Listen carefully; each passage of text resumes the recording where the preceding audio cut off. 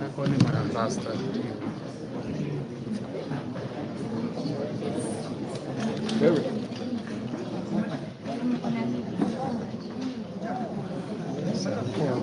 Sawa.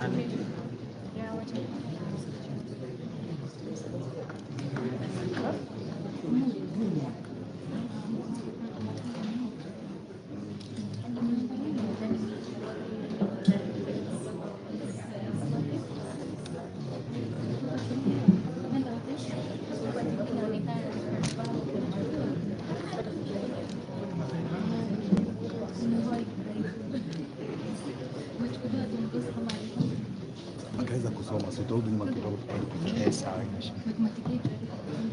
Iko sawa, ndio namchukua yeye na baki ndo. Sindio na baki.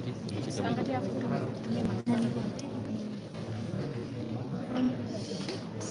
kwa nini mwambie mimi ni kwamba that's why nimekuita.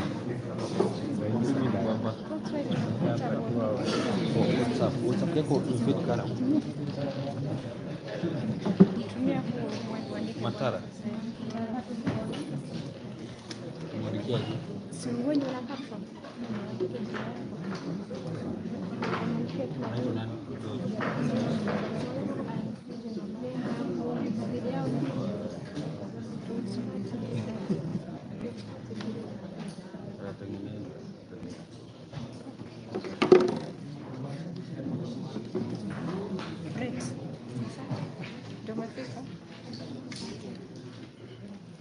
Tumemaliza kila kitu.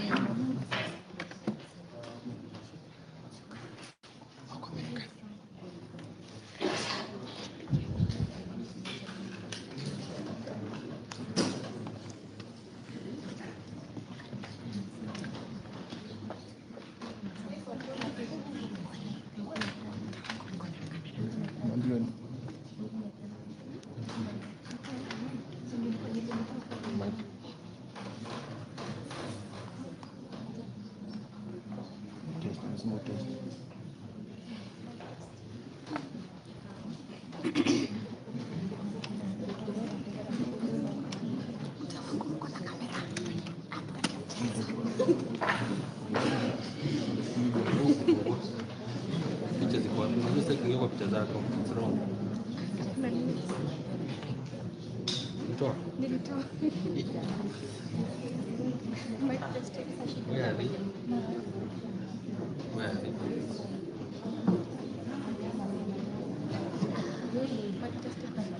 Mic testing. Mic testing.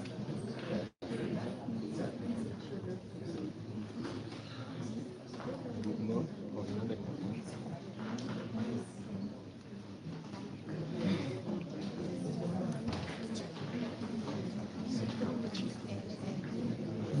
Kuna shida?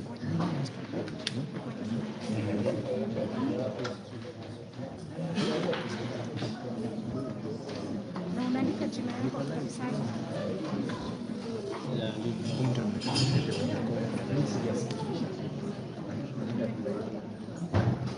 Wacha kupatia credit. Wewe wacha. Sema hiyo.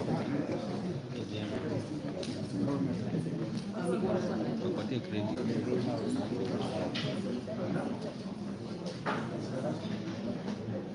Atajua captions. Mic test.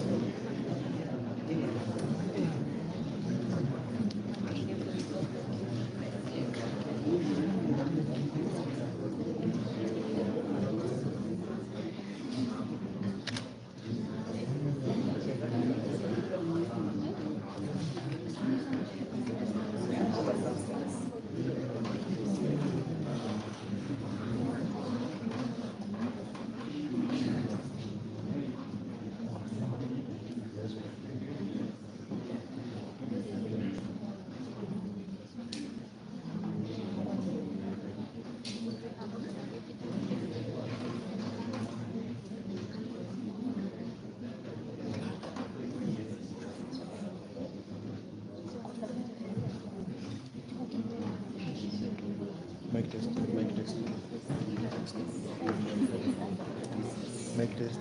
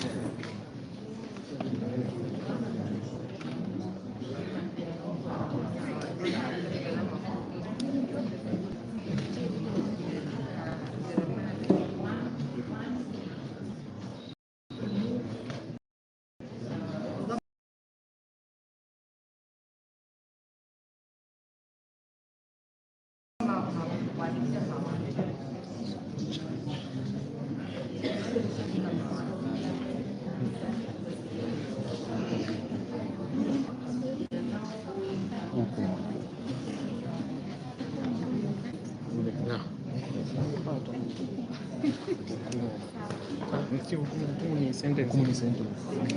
Ruling ni uamuzi. Uamuzi wa koti.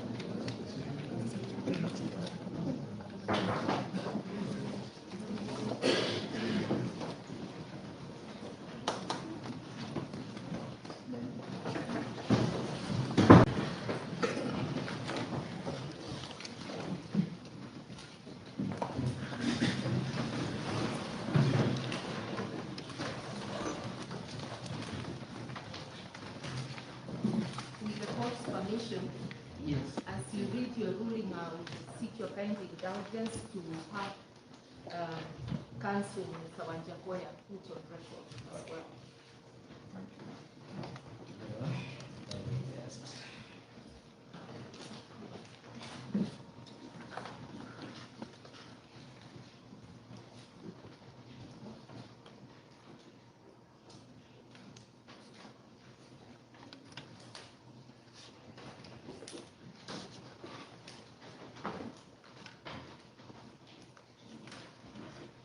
Yes,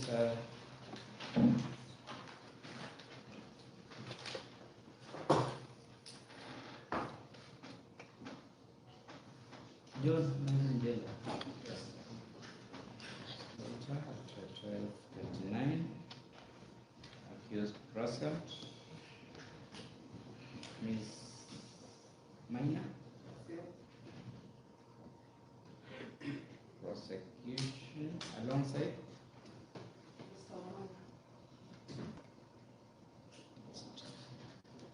Mwendo. Is Ms. Karua proceed for accused person alongside Professor.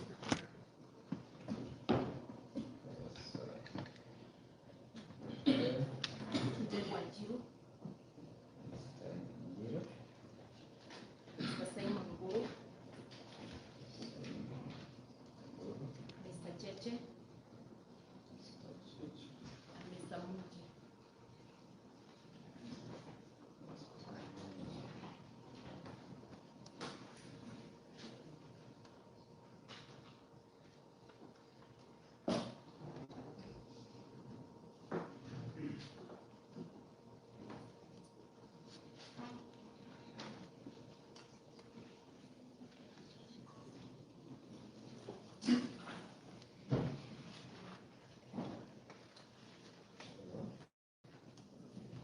this is the room, the court.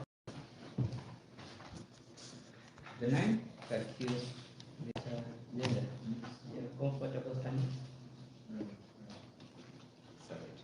The ninth accused, Karen, appeared before me for plea.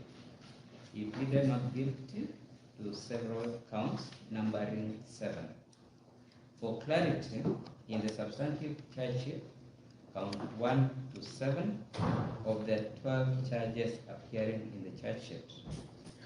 Similarly, and for clarity of record, the co-accused who are not present in court took plea on the 9th of May 2023, and each was released on bond of 100,000 shillings with an alternative of cash bail of 50,000 shillings. They paid the cash bail and are expected in court for pretrial directions on the 20th of June 2023.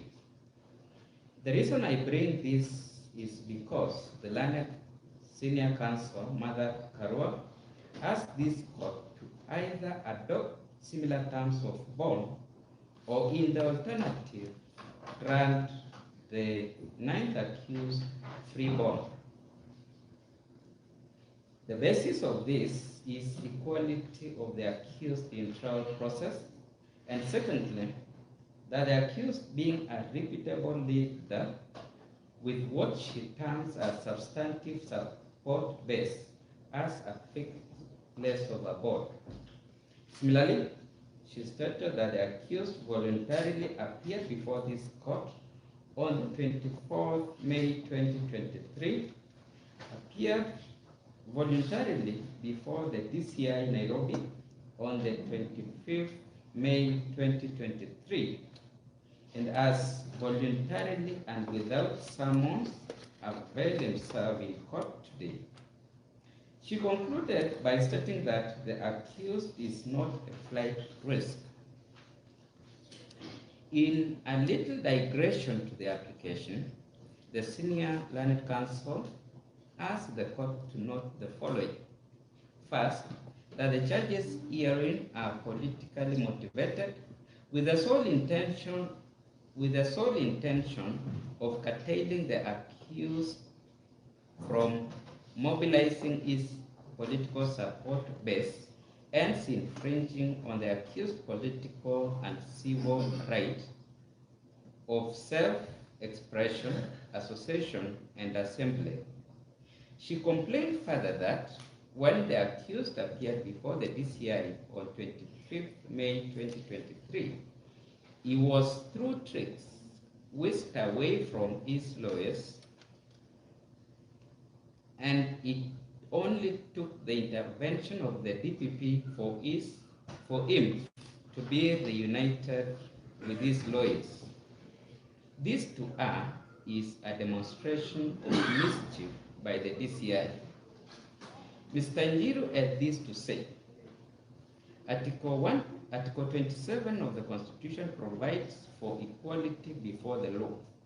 He laid this basis on the alleged statement by the Deputy President, which in his view jeopardizes the trial of this case. He alleged that threats were issued to young men and specified, though, that they may face extrajudicial killings. He asked that this court should enjoin all bodies and organs from making statements and inferences that may jeopardize the trial hearing or statements that are sub judice. He associated himself with the submissions by the senior counsel that the accused should be released on free bond. The lead prosecutor, Counsel Maina, steered away from direct response to the issues raised by the counsel for the accused. She went legal. She asked that the court should make independent view and not driven by mercy, as alluded to by Counsel Njiru. She submitted that the court in granting bail should be guided by the existing bond and bail policy and the relevant laws. She submitted in objection to the accused admission to free bond. She asked that the court should consider a bond or bail that is consummary to the offense. She had either or no objection to the accused admission to bond. This is the determination. The law on accused admission to bond is clearly spelled out in Article 49(1)(h) of the Constitution. I deem it fit to restate, quote, an accused person has a right to be released on bond or bail on reasonable condition pending a charge or trial, unless there are compelling reasons not to be released. The constitutional rights to bail as guaranteed under the Constitution is therefore subject,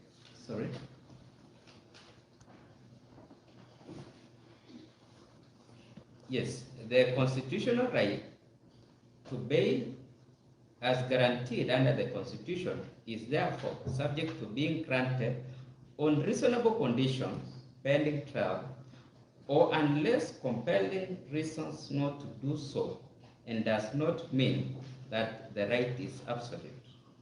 In the end, the discretion to grant bail and determine the conditions rests with the court. In exercising this discretion, the court must seek to strike a balance between protecting the liberty of the accused person and safeguarding proper administration of justice. This was well explained by Mativo J, as he then was, in Republic vs. Danford Kabage Mwangi, 2016 EKLR, as follows, quote, granting bail entails the striking of a balance of proportionality, considering the rights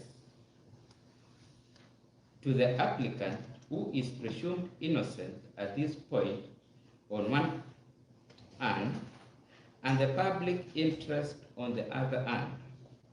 The cornerstone of the justice system is that no one will be punished without benefit of due process. Incarceration before trial, when the outcome of the case is yet to be determined, cuts against this principle. The need for bail is to ensure that the accused person will appear for trial and not corrupt the legal process by absconding. Anything more is excessive and positive. End of quote. The conditions for grant of bail, the conditions for grant or refusal of bond and factors for consideration have been broadly identified as follows. These are what the courts must consider. 1, the nature of the charge. 2, the strength of the evidence which support the charge. 3, the gravity of the punishment in the event of conviction. 4, the previous criminal record of the accused, if any. 5, probability that the accused would not surrender himself for trial. 6, the likelihood of the accused interfering with witnesses or suppressing any evidence that could incriminate him. 7, the likelihood of the accused interfering with witnesses or suppressing any evidence that could incriminate him. 8, the likelihood of further charges being brought against the accused. 9, the probability of guilt. 10, detention for protection of the accused. And 11, the necessity to procure medical or social reports pending the final disposal of the case. In the case herein, the prosecution are not opposed to the accused admission to bond. The requirement, the request, is that it be compatible with the offense the accused is facing. My point of interrogation, owing to the accused status in the society, would be ground 6 and 7 as outlined above, and for clarity are as follows. The likelihood of the accused interfering with witnesses or suppressing any evidence that would incriminate him, and the likelihood of the accused interfering with witnesses or suppressing any evidence that would incriminate him.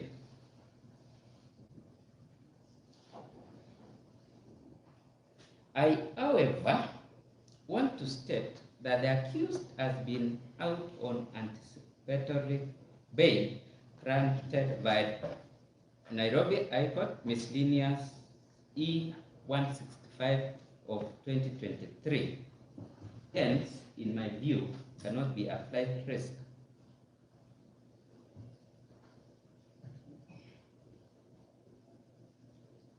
I, however, wish to observe that considering the circumstance of this case, conditions ought to be placed on the accused admission to bond. And I give the following conditions. 1, that the ninth accused in submitted to a bond of 100,000 shillings or an alternative cash bail of 50,000 as the other 4 accused. 2, the accused is restrained from making statements either through press or in public rallies which make any direct reference to this case. 3, that the accused shall, in the pendency of this case, never make any contact with any prosecution witnesses known to him in a manner that is likely to jeopardize the trial of this case. Finally, that any violation of the above condition shall lead to cancellation of the bond term. Those are the orders of this court. Mr. Blight, but one small issue, there were statements in the case.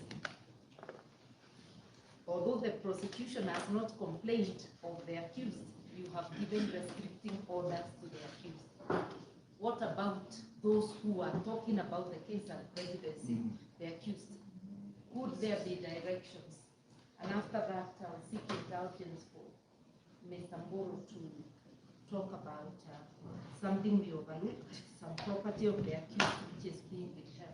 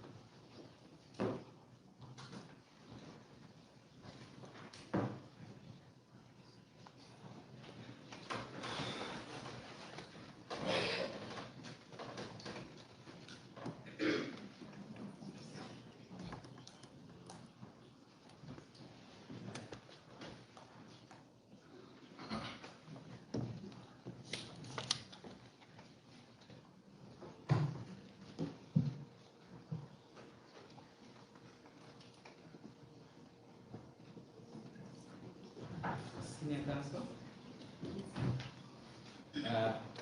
you will be requiring directions on the anticipated application expression.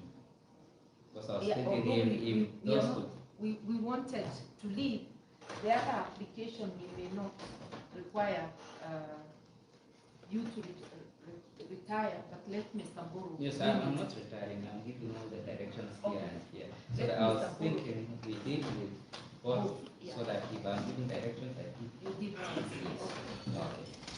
With the kind permission of the court, Yes, Mr. Simon Mburu is my name. Simon. Mburu. With the kind permission of the court Yes.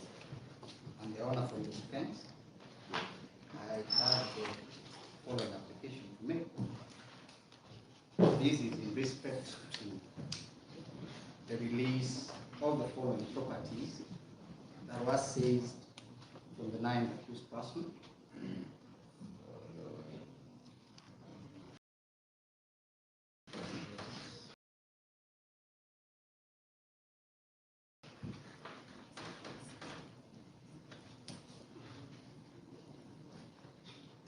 Number one, Your Honor, is a motor vehicle, registration number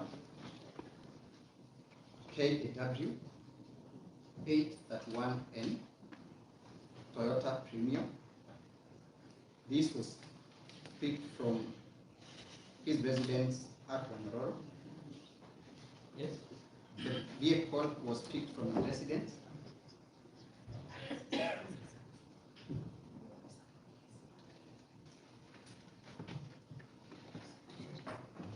at Wanaroro. However, the information that I have from my colleague is that that residence that don't belong to him, does belong to his mother, which I will come to address that part on.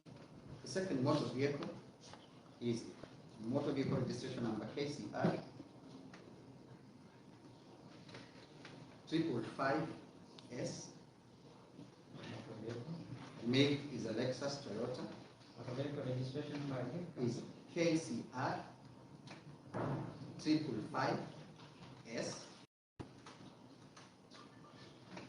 Lexus Toyota, picked from the said residence. This motor vehicle was driven away from the parking by a police officer. The third motor vehicle is vehicle registration number KCE 500S V8, same size from the same resident.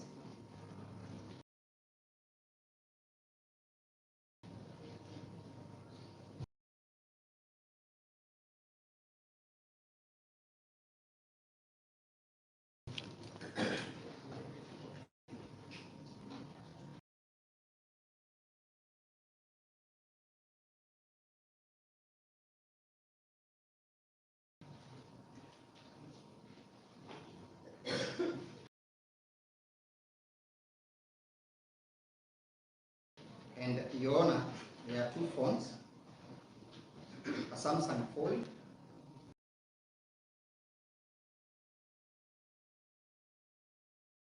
and a Note 23. These were picked from the moon.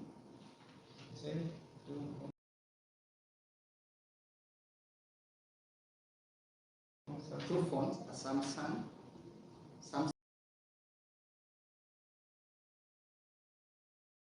Fold, and a Samsung Note 23. These were seized from Homestead in Moon.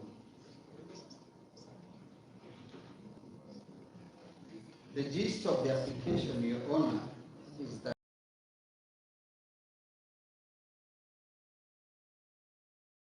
a Cursory Book Act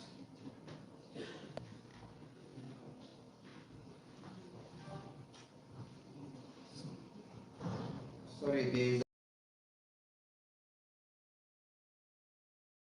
another motor vehicle. It's a Let me, the level of respect.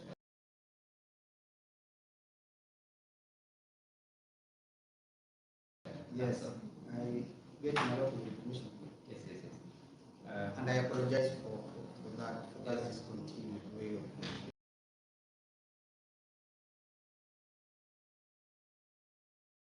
Just a minute, sir. Do you have the substantive response to this? Yes, I think we should let this one come in formal application. So that yes. That's the right way to do it. Yes. Formal Yes. so that it's here in the case. Yes, I think. I'm well guided, and from the sentiment from senior counsel, we obliged to make a formal application.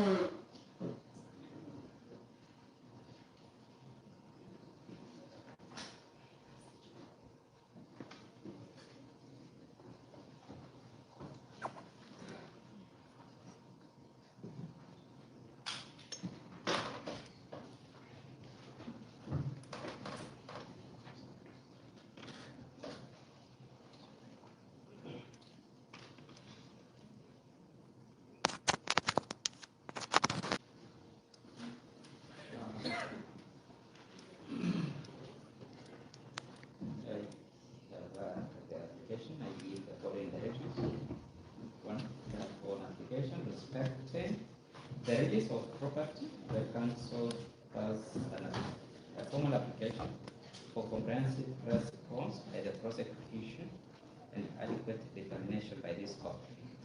On the second application by the senior counsel, touching on alleged utterances, a need to restrain an alleged government official, my view is that bail and bond is a covenant between the court and the person charged. On that application, no material has been placed before me on the alleged utterances, hence it's difficult for me to issue a blanket order. Court orders only are issued on specific circumstances and directed to a particular person. I end at that. I decline to make any orders respecting the application. Also, when necessary, you make applications against those persons. That Form of application. that We just thought that was the duty of the court to see nobody makes. Yeah, Not that- directing an order to any specific person, but we will file applications. I think that is all. I'm sorry, my ruling, you may not be able to get it now. It's handwritten owing to the constraint of time. So I'll have it typed. You may obtain the certified copy. Oh, sorry, it's true. As the other matter, this matter you mentioned for prepared direction on the 20th of June.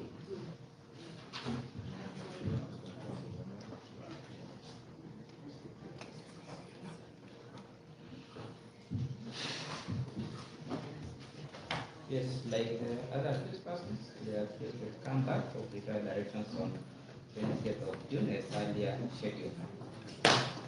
That's all. Thank you very much.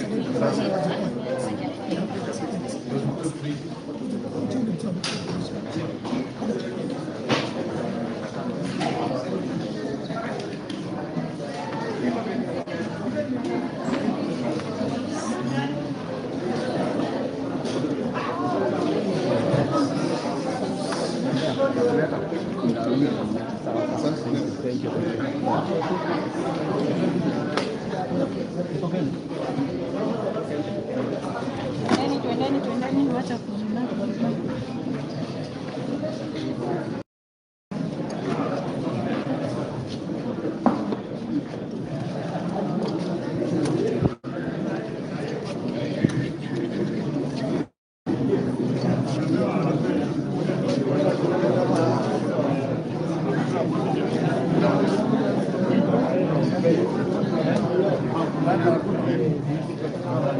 Ini kita tahu. Doa kan, Jok.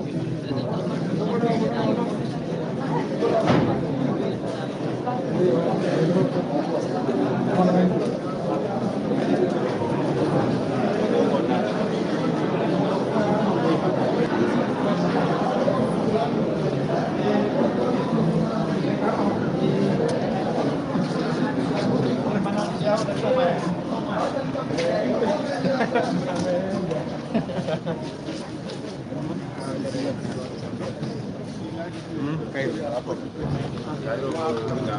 come back. Waende walipe kazi. Tuenda hapo Midlands. Wakoje. Na watu.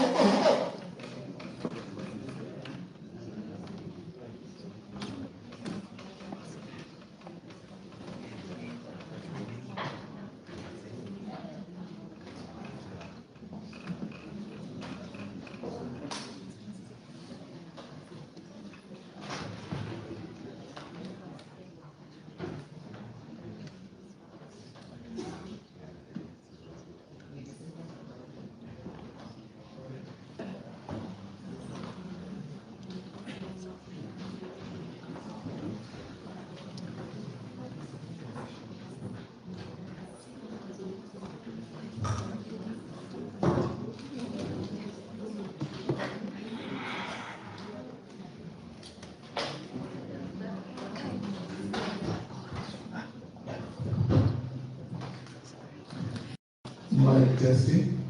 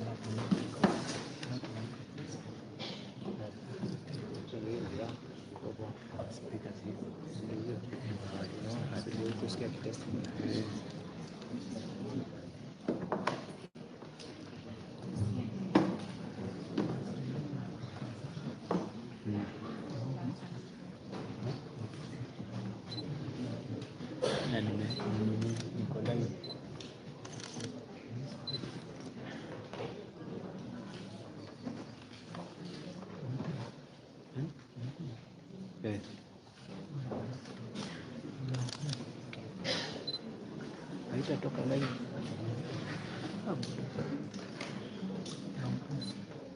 Ndio hiyo.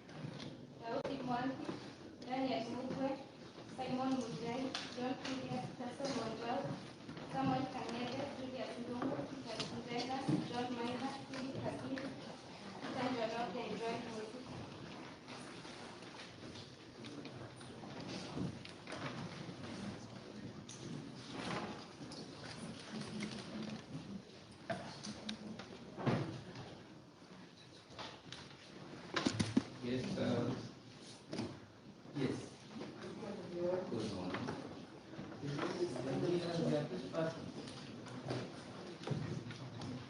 be of use to the court, I think the only accused present is number 9 in that minor chamber.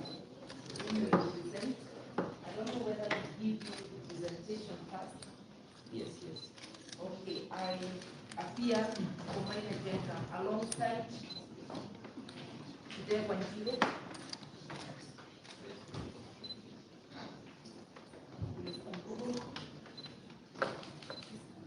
Simon Buru. Mr. Cheche. Simon Buru. Simon Buru is beside me here. Mr. Cheche. At the back there. And Mr. Munji.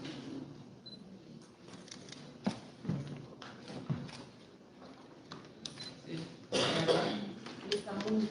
Munji. Yeah. I hope I'm pronouncing properly.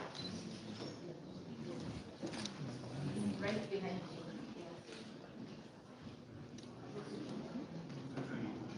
This is for the 9th accused. Sorry? The 9th accused. 9 accused, yes, who has not taken plea. Thank you. Prosecutor?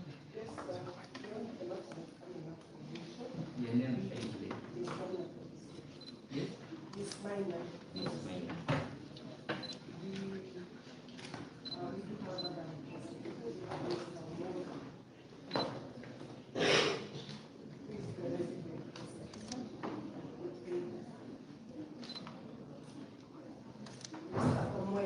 Mr. Omwenga. Yes. Is the resident prosecutor? Yes. Your Honor, we do have fresh sanctions that have been registered in respect to the accused person.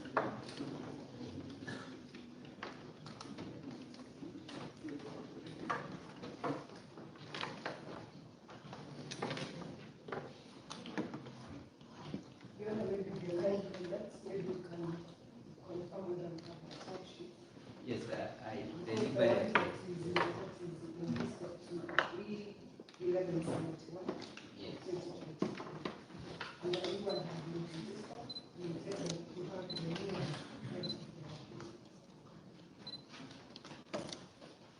What happens to this one? I actually am aware that two files. Yes, and I deliberately asked that this one be recorded. We agree. So what happens to this one? Your Honor, we wish to have ACE 1171/23 to be retained to have a mention Yes. on 20th of June Yes. as stated, so that we can be able to proceed with the case. Then we will make the necessary applications. I think, Your Honor, Yes. technically there is something wrong with that because there are already existing charges, and unless they are withdrawn, even though he has not taken plea, he has been charged and it's before you. So unless those charges are first withdrawn, it would not be right for the accused to plead in a different file, because then you'll be facing a multiplicity of charges. So it's up to the prosecution to decide what to do, whether to first withdraw the existing charges, and I think this is something they know.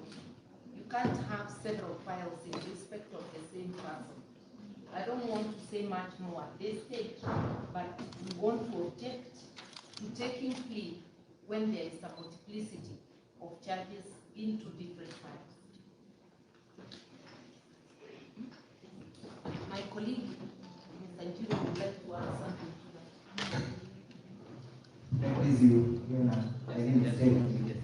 Just a minute.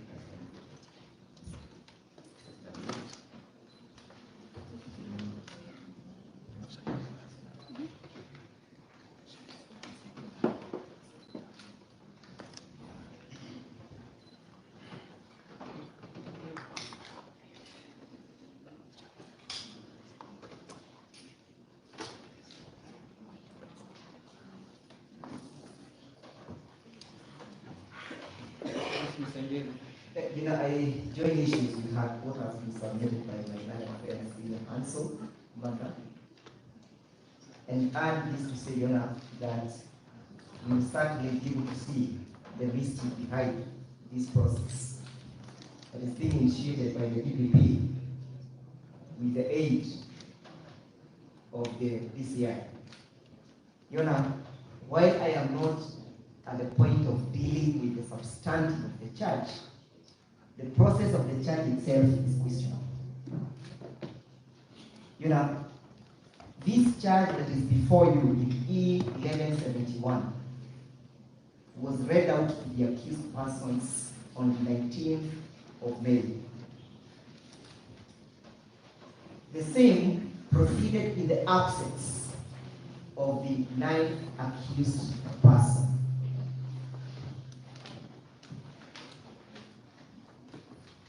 Previously, Your Honor, the 9th accused person had procured an anticipatory bail in Nairobi in miscellaneous application number E165/2023.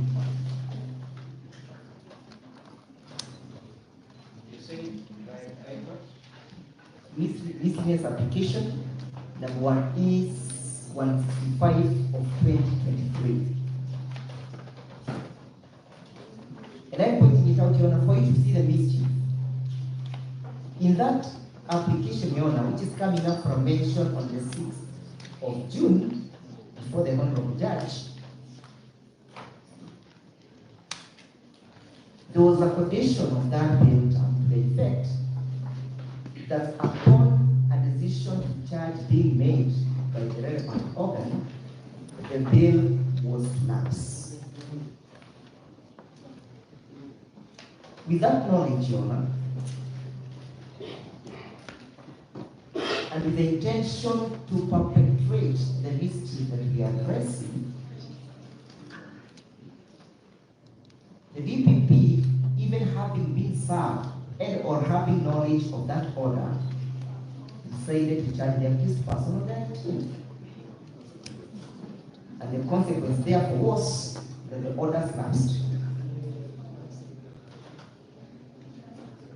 Upon lapse of those orders, the DCI on the 24th of May circulated a communique.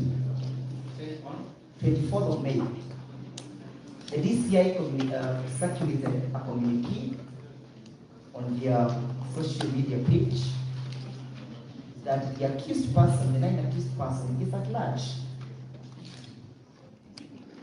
And they called the members of the public that any person who knows of his whereabouts does report. Remember, at all this time, Your Honor, the accused is not aware that a charge has been preferred against him. Yet a communique of a person who has gone large has been sent out. So, having learned of that, Your Honor, we voluntarily appeared before court number 3 on the same day, 24th. To have the accused person take plea under 11 and a file number E1171. We pleaded with the court, the records bears as witness, and the court declined. The court abdicated on that duty. Subsequent to that, Your Honor, that judicial application, we were ordered to appear before the DCI on the 25th. We did appear. I do not want to recount on the drama that ensued therein.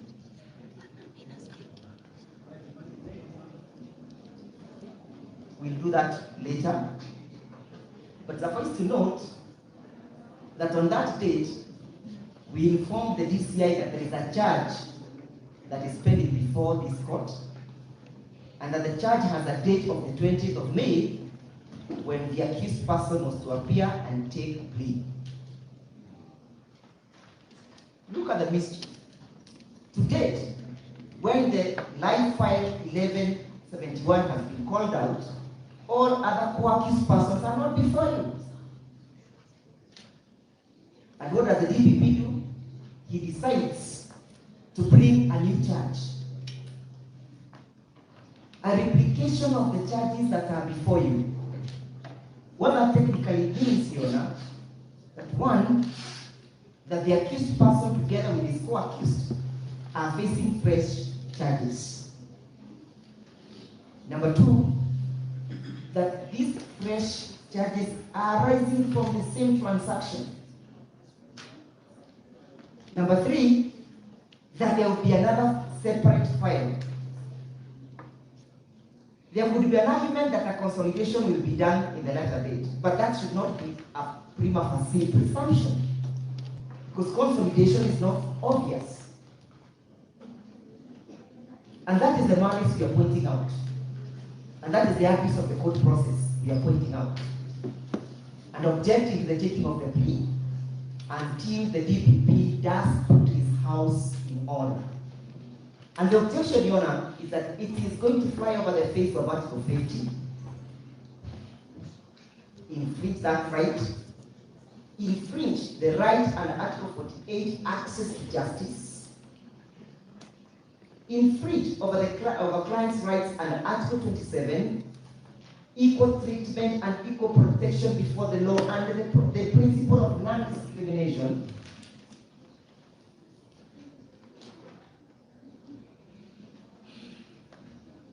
Whereas, Your Honor, you must know that Article 25 caps and protects the rights under Article 50. It's a non-derogable right, the right to a fair trial.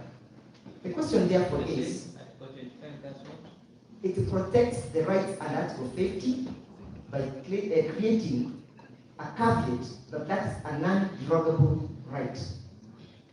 So the question of your examination is, if he was to take plea as proposed, would that amount to the infringement of that right? If the accused person was to take plea as proposed in a separate file, bearing the same transactions, the same offenses, the same particulars, would that amount to the infringement of his right? And that's for 50. Number two, would that amount to a double jeopardy? What's the point?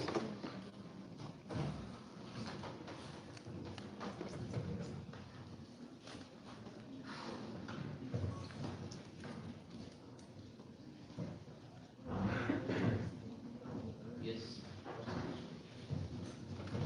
Your Honor, we do confirm the accused person here on 22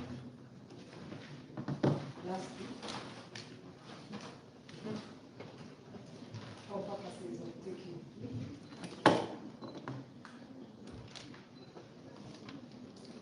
Though there were no warrants or summons to appear, and the court declared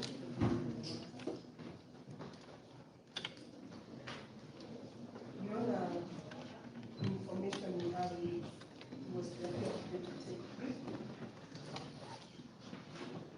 And we have this before this court to take plea.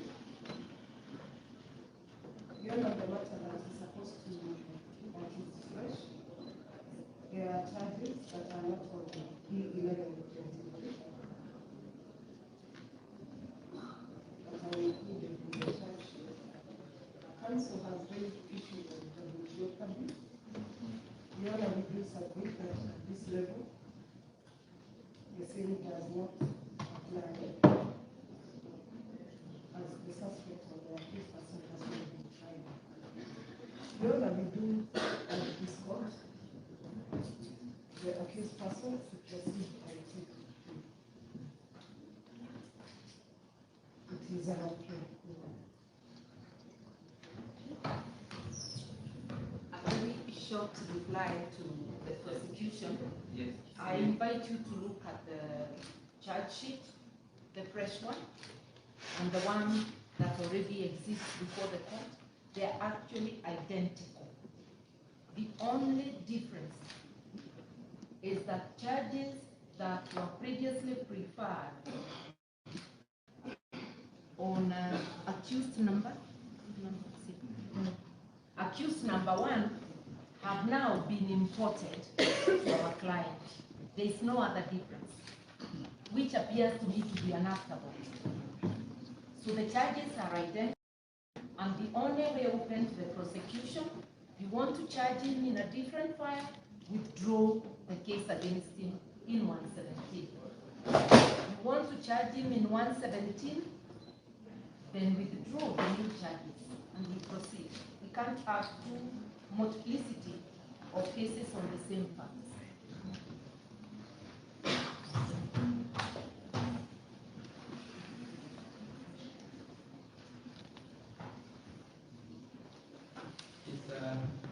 Just allow me to post this to the prosecution.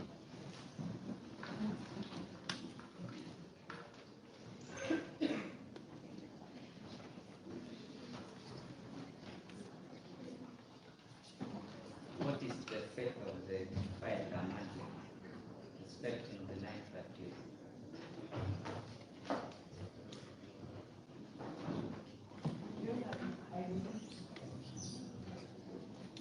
I believe the directions when the plea was taken, Yes, and this an accused person was not pleaded to both sides. Yes.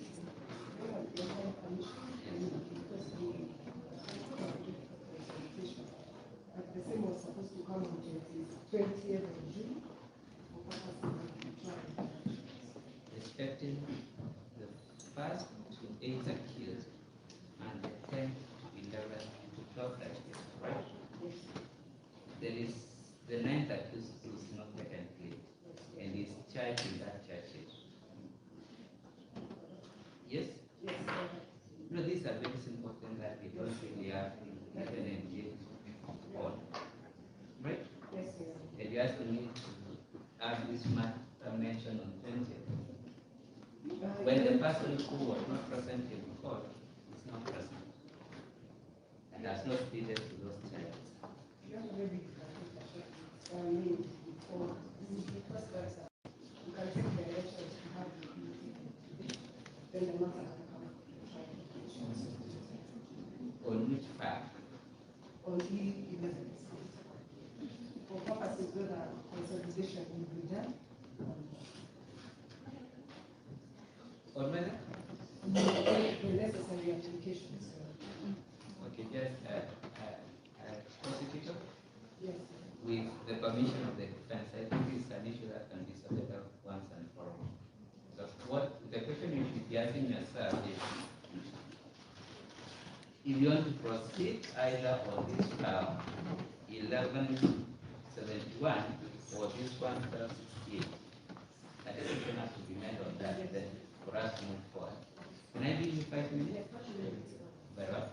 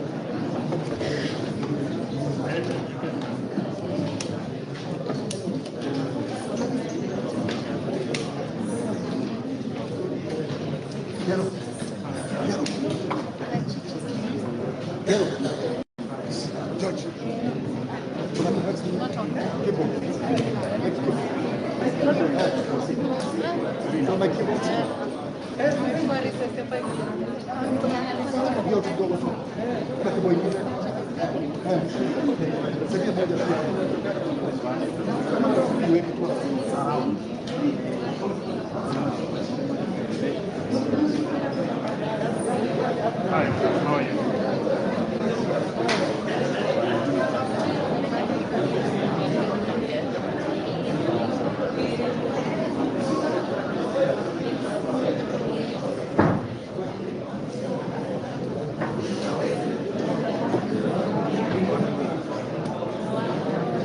Yeah, man.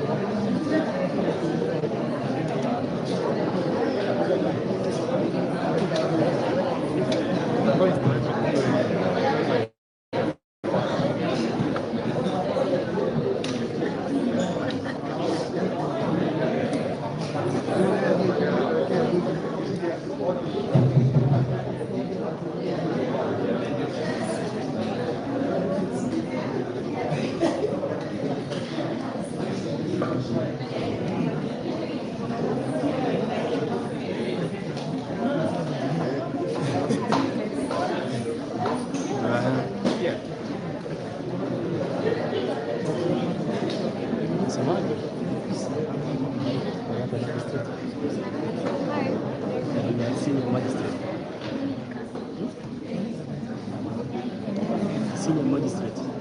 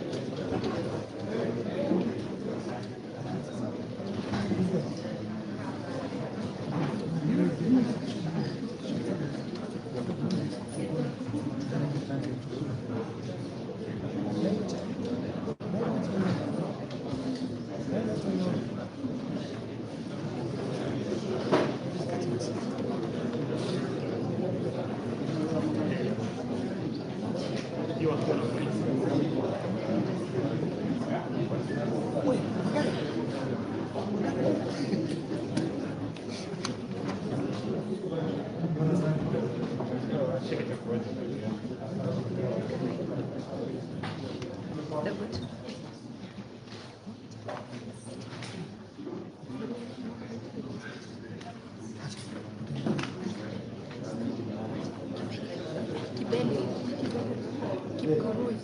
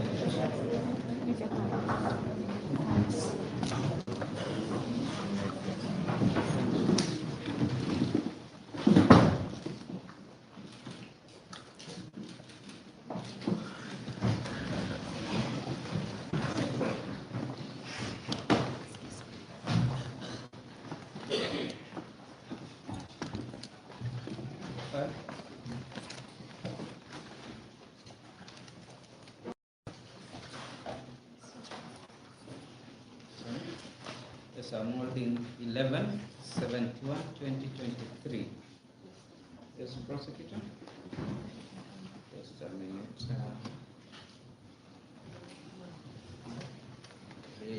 at 11:45 a.m. Yes. You have the document that the accused person proceed to take in 11/71.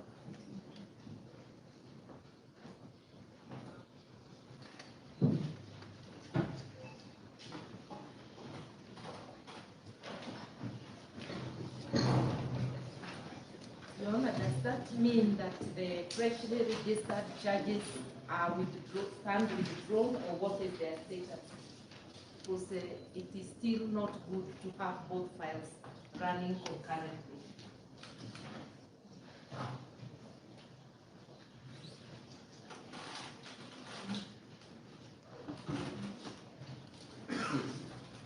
You are in the fresh touch. You wish to have the matter reviewed and section 7 application from The file we hold out. Yes, lesson 11/71 aside.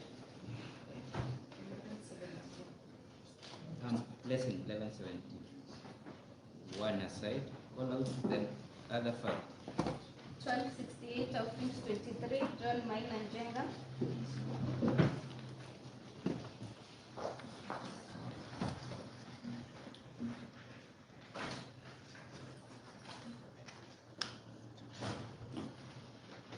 Yes.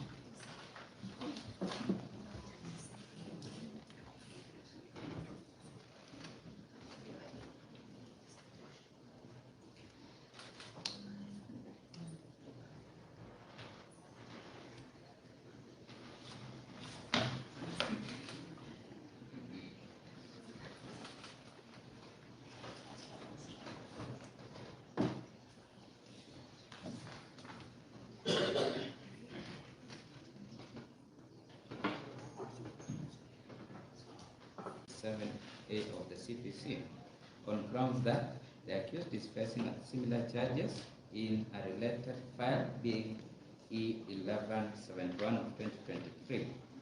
She therefore asked that the charges be withdrawn. The accused, through learned senior counsel, Ms. Karua, whereas not opposed to the dropping of the charges, objected to its withdrawal and in turn called that the charges be dismissed on grounds that there is multiplicity as the accused is already charged in a related file above referred. I heard the application and the response thereto. One notable thing is that the accused has not pleaded to the charge. The prosecution has sought its termination by invoking Section 87A of the CPC. The above section is for utilization by the prosecution. What this court would be concerned about is the net effect of the withdrawal under the referred section. Such withdrawal would only reserve to discharge of the person charged and is amenable to being charged with similar offense on a later date should need arise. That is the usual fear.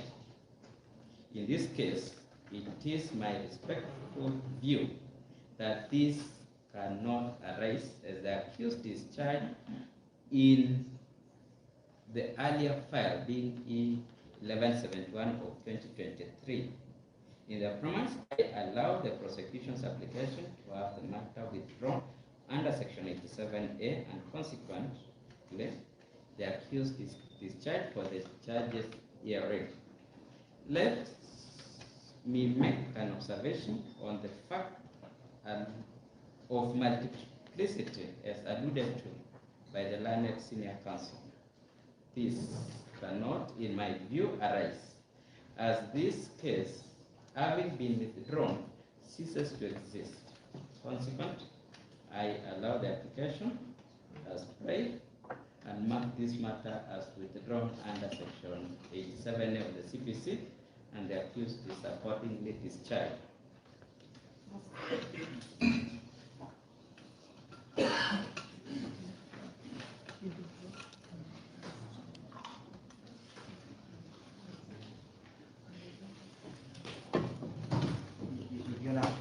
One issue. Yes. Under that file, Yes. that you have just discharged the accused person. Yes. Let me understand. And this is an issue that has been invited to my mind by the orders you've granted. Yes. The orders of discharge. Under that file, Your Honor, do you have, or is there an accused person? So I'm making an application. Yes. That you set aside that order of discharge. Yes. On the basis that a discharge cannot arise where the court is not seized or is not in possession of the charge, and where the charge has not been read out to the accused person, to avert the mischief that the DCI wants to perpetrate as against the accused person. In my humble submissions, Your Honor, a discharge can only arise where the accused person has taken charge in that particular, has taken plea in that particular charge. I therefore urge you to set aside that order and find the most appropriate order under the CPC that suits the situation that the DPP has invited in. One reason, if that order is not set aside by Your Honor, it is going to amount to miscarriage, and there will be a threat to the liberty of the accused person, and there will be a threat that the court has been invited to in a witty way by the DPP.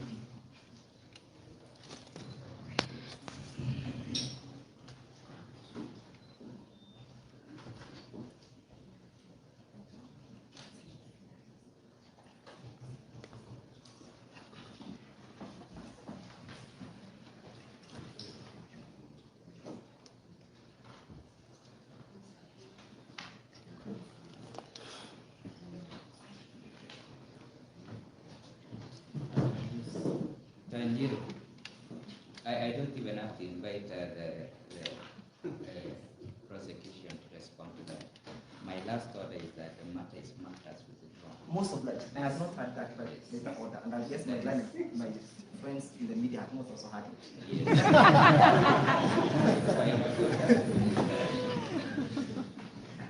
The matter is marked as withdrawn. Most of that. Under section 87 of the CPC.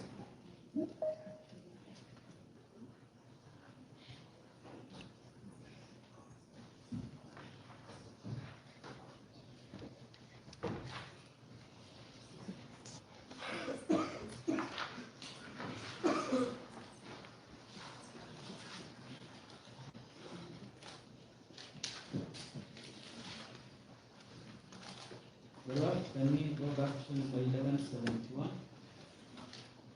Yes, we are ready for plea.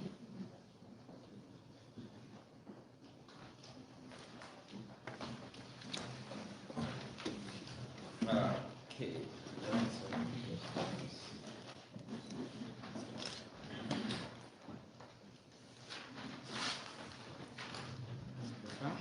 John Maina Jenga. Just a minute.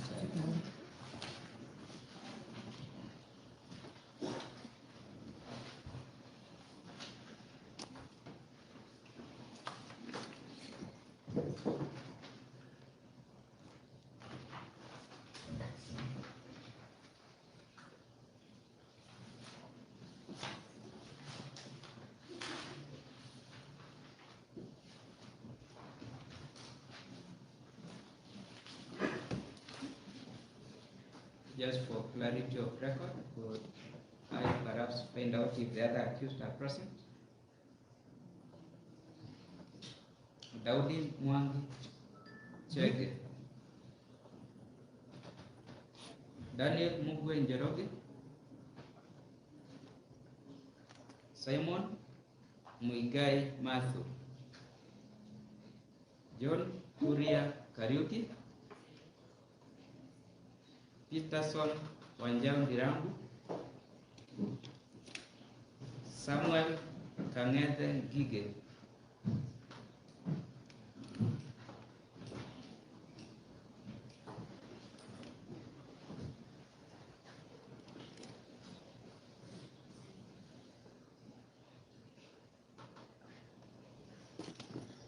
Julius Dungo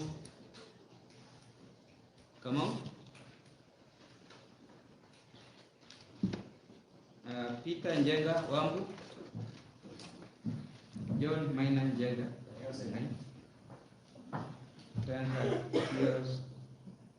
Philip Kagiri Njoroge, Peter Njoroge Kinuthia, and Joy Muriu Iragu. Absent. We only have the 9th accused.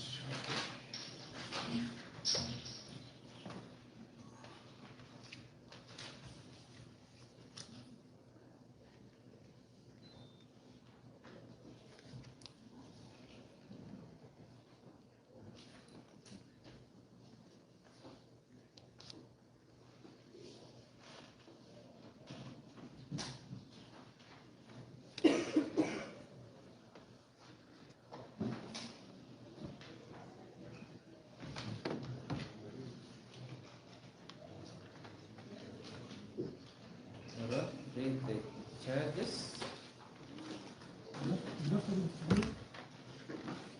You are charged with 7 counts, and on the first count, you are charged with being a member of an organized criminal group, contrary to Section 7B, as read in Section 14 of the Prevention of Organized Crimes Act, number 6 of 2010, laws of Kenya. Particulars of the offence are that on diverse dates between 12th May 2023 and 18th May 2023 in Nakuru North Sub-County within Nakuru County, jointly with others not before court, upon reasonable ground, were identified as a member of an outlawed organized criminal group to wit Mungiki. Do you plead guilty or not guilty? No.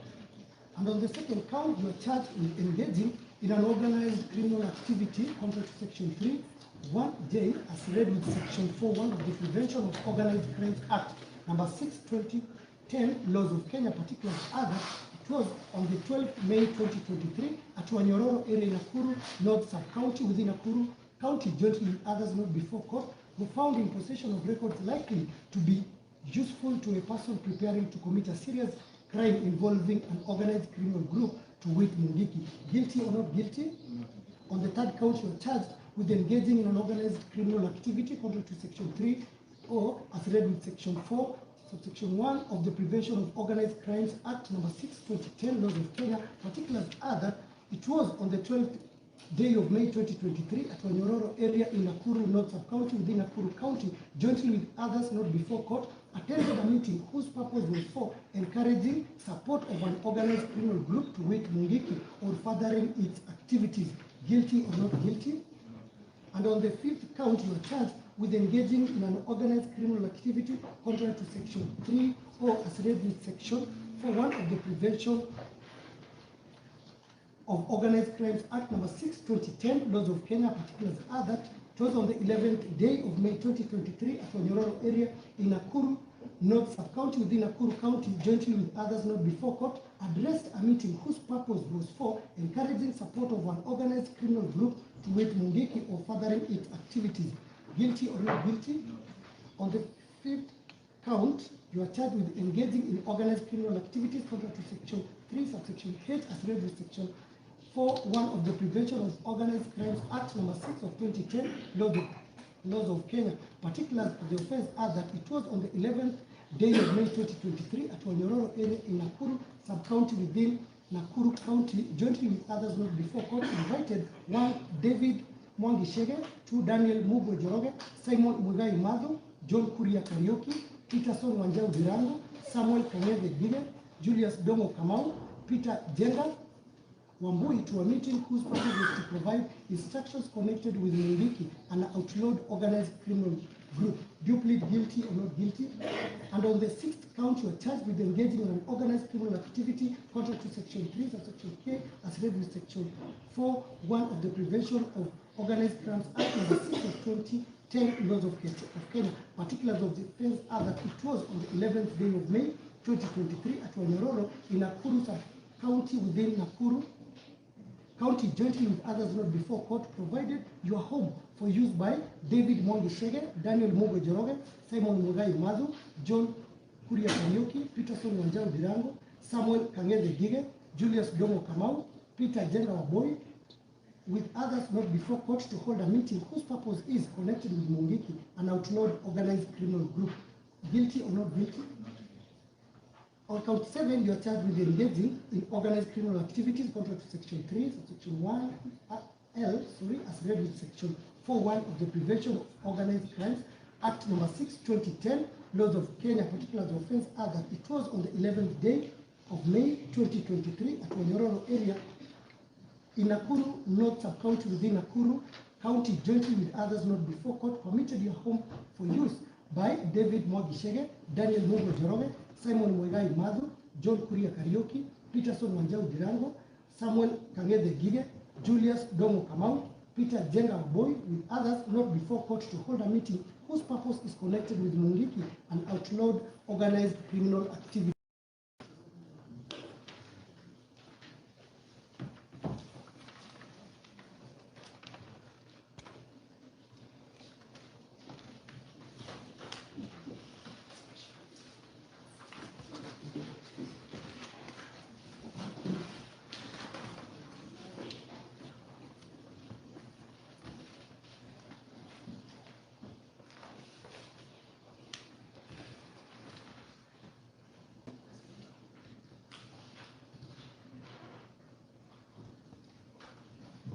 Yes, plea of not guilty entered for all the counts respecting accused number 9. Yes, Senior Counsel. We apply for bail to the client on similar terms as his co-accused, who were released on a 50,000 Kenya shillings cash bail or 100,000 shillings bond. I was just looking at how the DCI is describing our client on their social media on the 24th of this month under the heading ex-Mungiki leader, when they were circulating that he is wanted. So although there are so many charges claiming that he is in an unlawful organization, the DCI seems to acknowledge that he is a former leader of that organization. So I'm asking the court, and I know the court knows that an accused is presumed innocent until proven guilty, but I've brought that angle for you to see that even the police know he is a former leader of such an organization.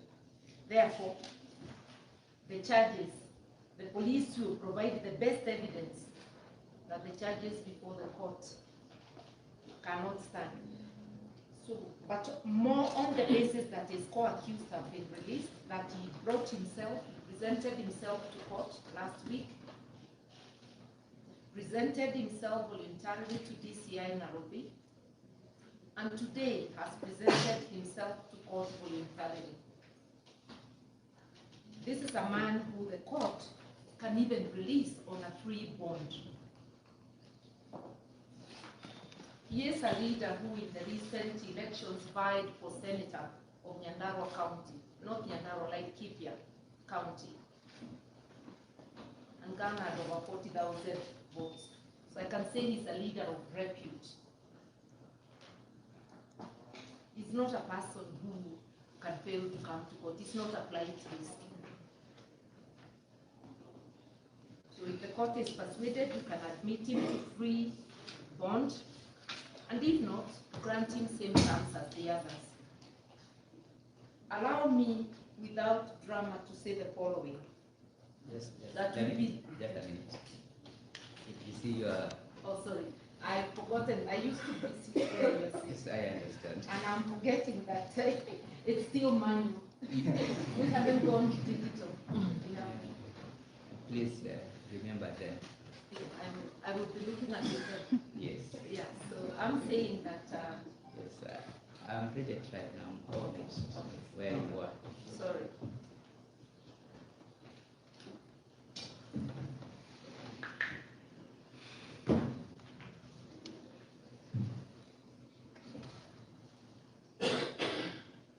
Yes, allow me to say the following. Yeah, that our client's view is that these charges are politically motivated,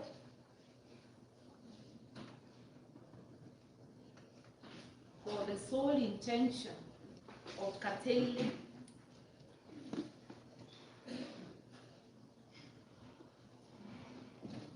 his political and civil rights, especially the right to self-expression, association and assembly.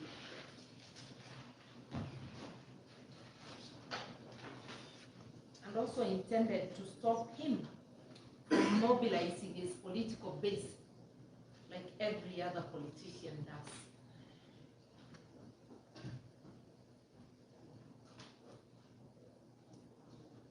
And one pointer to that is that advert I have drawn the court's attention to. And I've shown the prosecutor, and it's on the DCI's timeline, where he is referred to as ex-Mungiki leader. Yet they prefer charges, calling, saying he's a member of an unlawful association. I also wish to draw your attention, Mauna. When he presented himself to the DCI last Friday,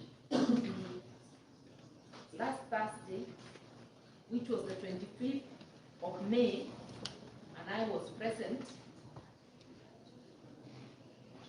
Yes. he was, through tricks, separated from us, his lawyers, and spirited away. and it took the intervention of the DPP to have him set free to present himself before your court today.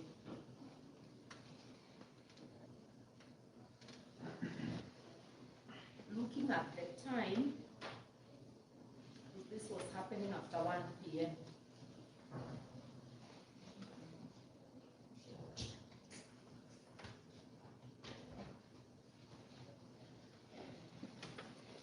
They intended to have him over the weekend, not because it was necessary, but as a punishment before even the trial commences. And we are grateful to the DPP that he put an end to that, and we came to court. He came to court as a free person. I'm only bringing in that so that the court appreciates the mischief that is being played. Finally, I want to say that there has been certain statements in the press, which I'm going to ask Melanie Junior, Lewanjiru to more particularly describe, which prejudice the trial brought the accused, our client, and which we will be urging the court to make appropriate directions. You know, Just a minute.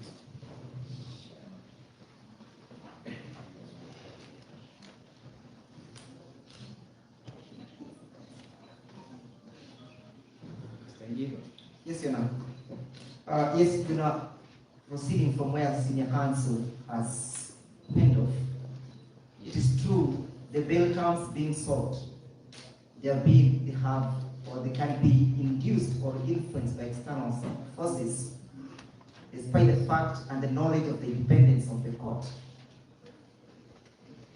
That our client has been vilified and crucified in the media by the individuals who want to see this trial or these incidents taking place this day.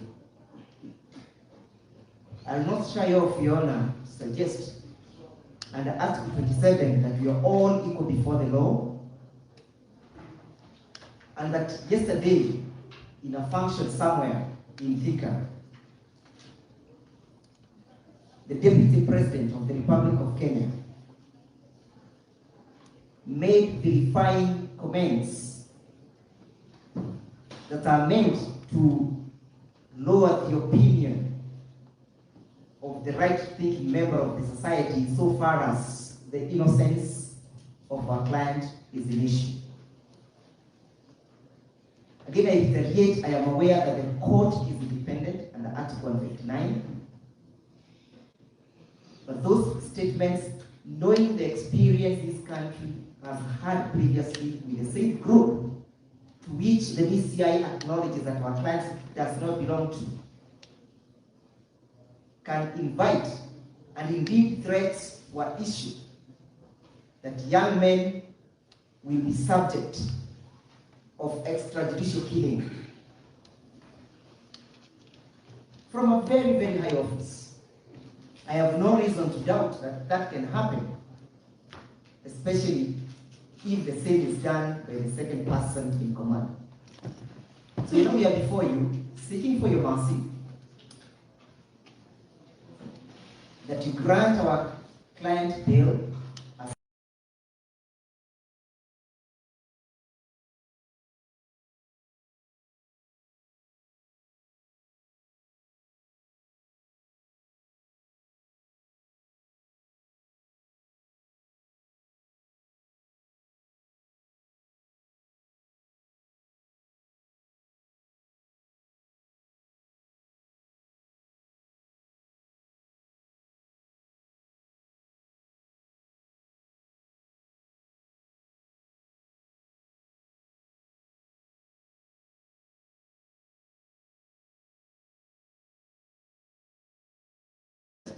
sorry, where are you? Adopt the base. Sorry, where have I lost you? Comments are dead of battery. Your client's case.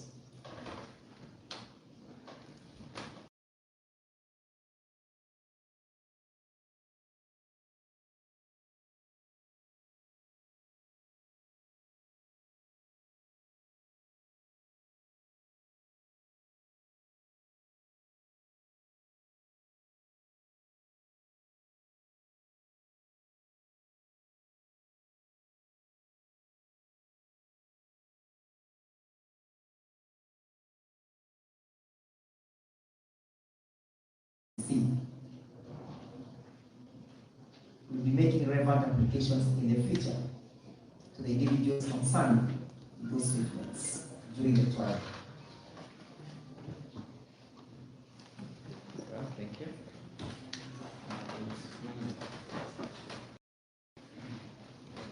Your Honor, I do hear the sentiments of the counsels. I appreciate it.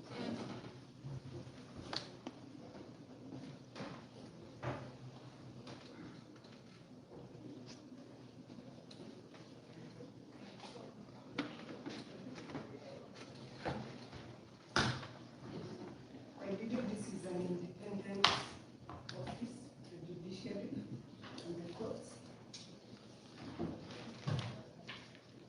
to make decisions in respect to bond and bail, guided by the bond and bail guidelines.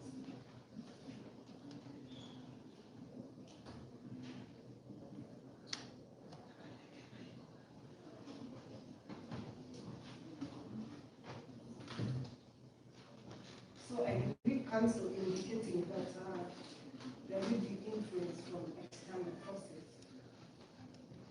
There are allegations that need to be founded.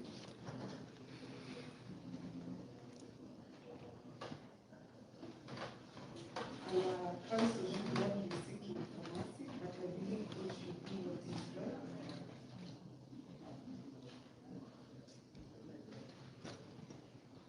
I do also appreciate the sentiments of our senior counsel.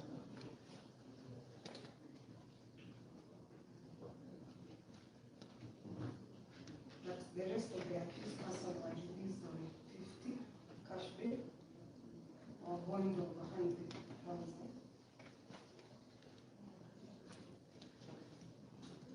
The Honor will object to the accused person be released on free bond.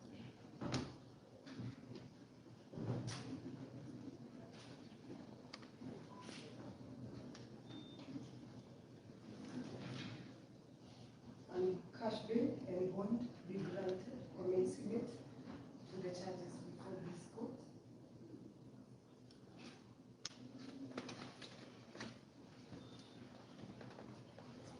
To be able to proceed with the matter. That is okay.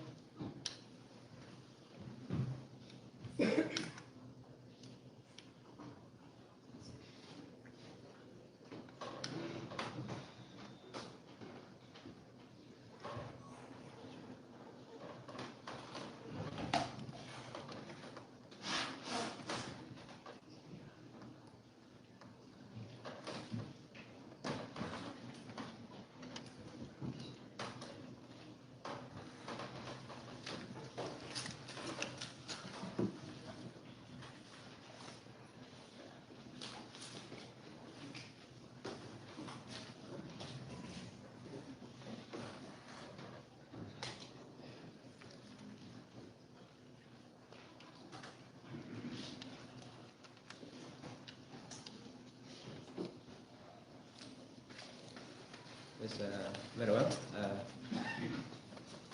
Other than bond, there are some substantive issues that have been raised, which I think ought to be captured in substantive ruling. You will kindly give me about 30 minutes. We resume at 10 minutes past noon. Sorry, 10 minutes past 1. That's in the next 35 minutes for the substantive ruling. Three.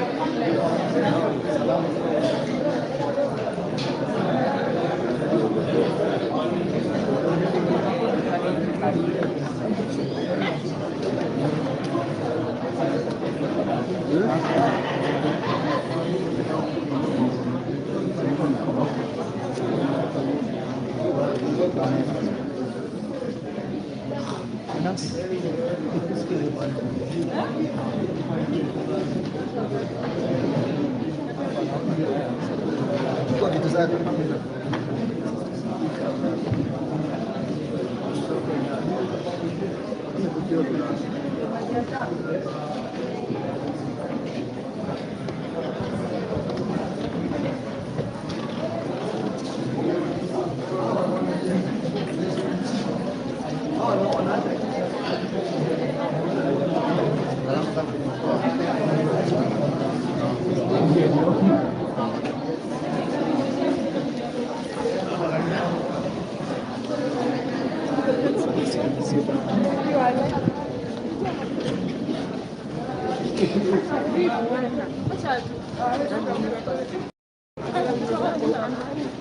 Tuote kila pamoja alafu turudi tena.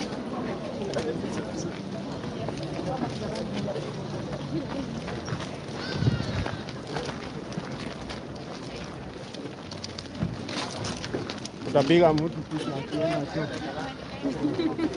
Utapiga mtu picha akienda tu. Na mnapiga mimi.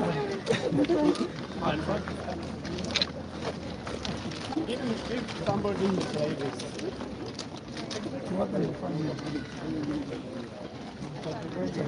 Wait. Yes. How are you? I'm fine. You're good.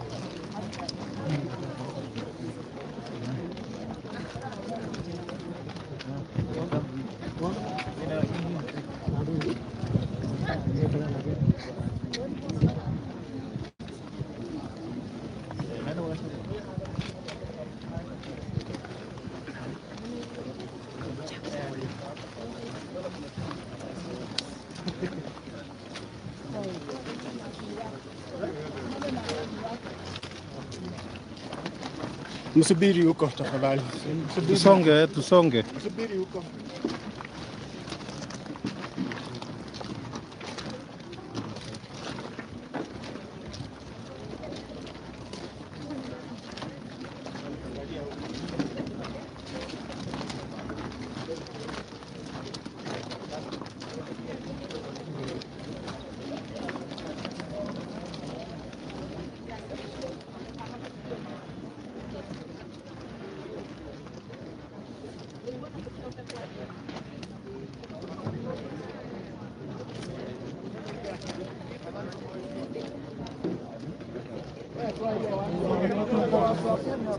Wewe turudi huko sisi wote.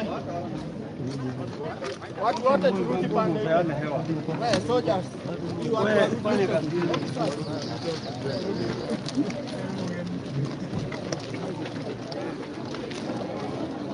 Wanachachisha na hakuna hata vita.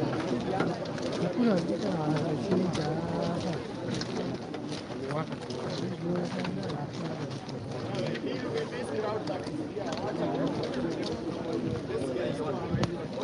Nataka kukaa.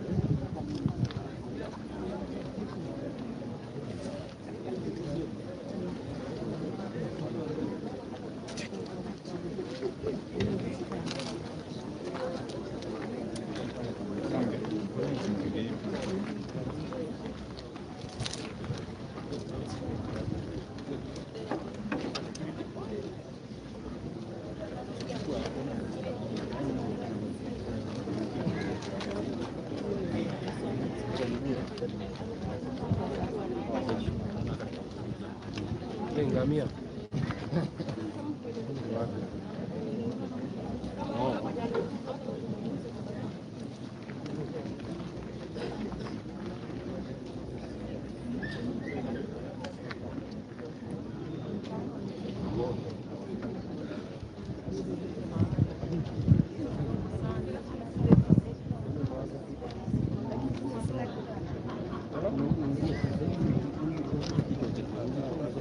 Jamaa story yake ni gani?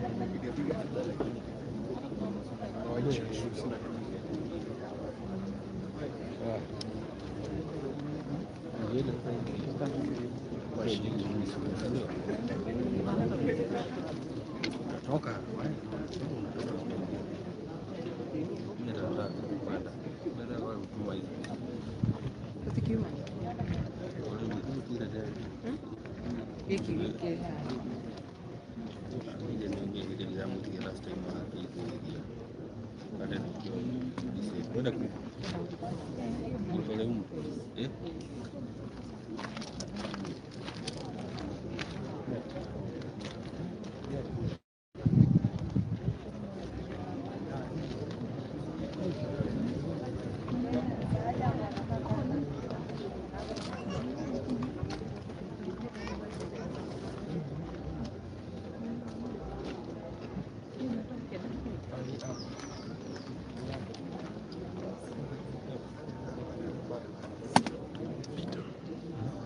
Pita.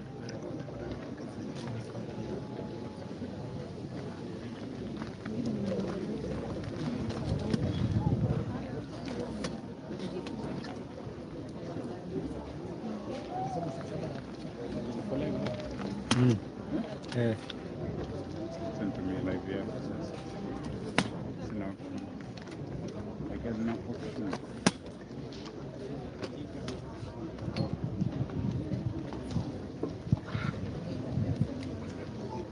Mr. Officer.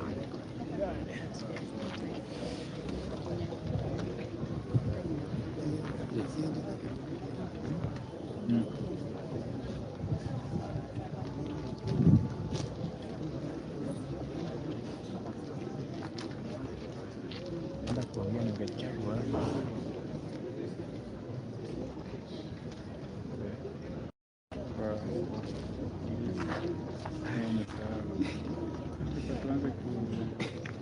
Tubaki huko ndani.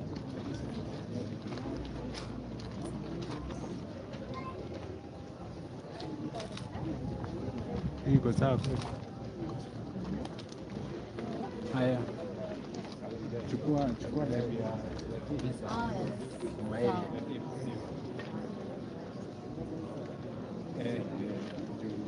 yangu nikataka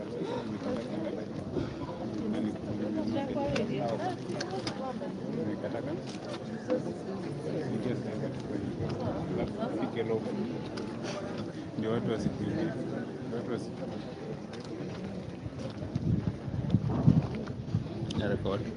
Oh, endelea tu, endelea. Tainama, mimi ndio mwepesi. Mimi ndio mwepesi kuinama. Hivi. Yani kinataka. Ini mawe.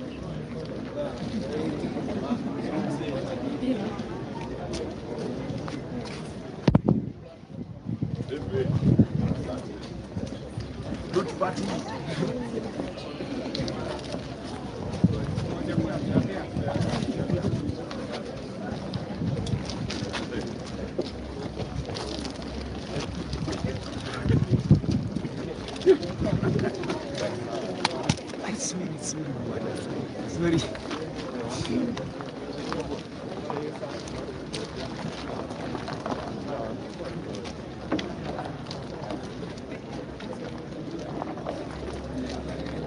Face the crowd, beautiful. Face the crowd. Face the crowd.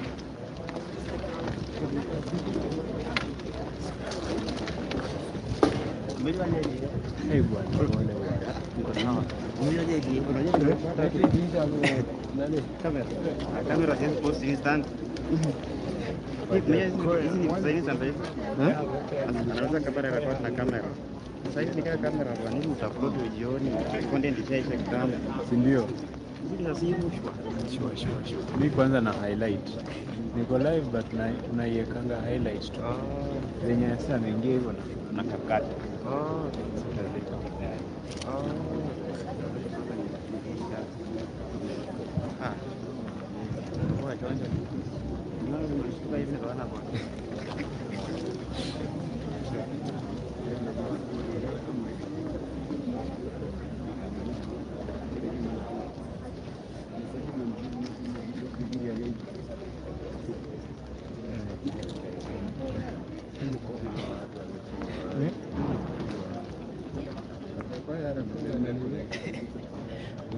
Na boxi.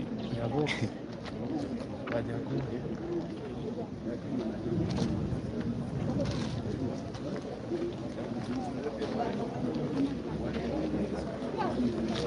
You know that I'm single.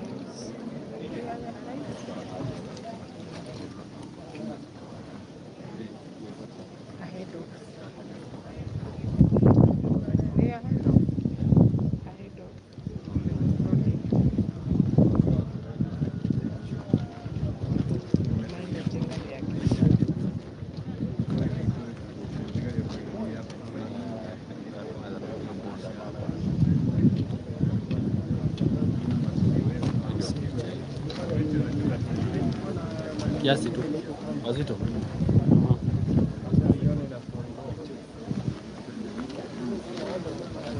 Hii tango Waste of Government Resources. I swear. Baka a whole county command. Ndio hapa.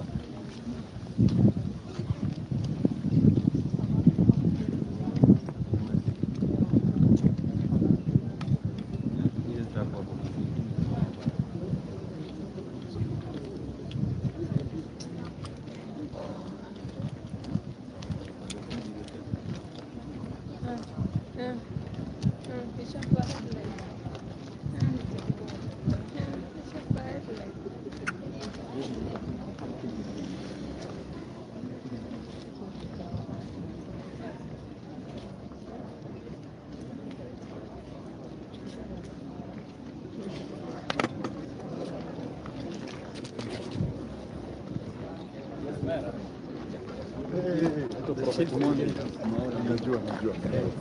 Watu wetu ya Azimio. Mimi namjua na salama history lakini finish hivyo. Okay, sawa.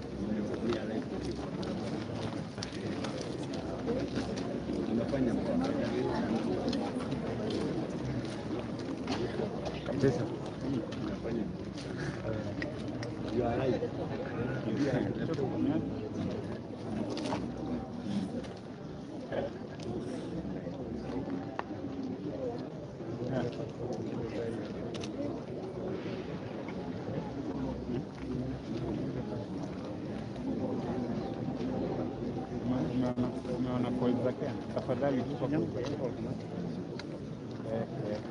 saizi. Hata nimwambie. Hai.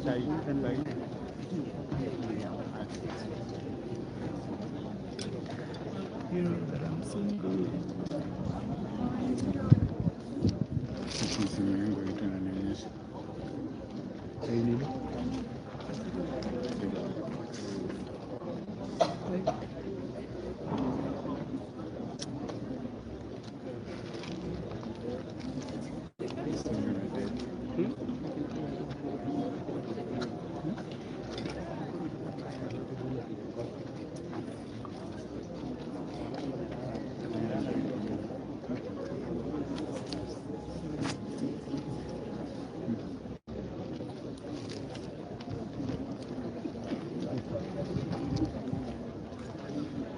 Karibu kwa badili. Nimeangalia mpigie.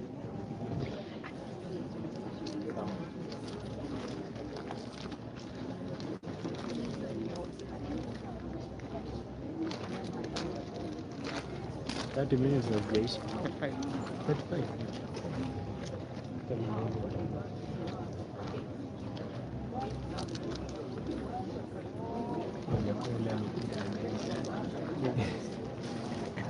Kono umetoka mtaa. Maisha ya matamu. Yes, stand up.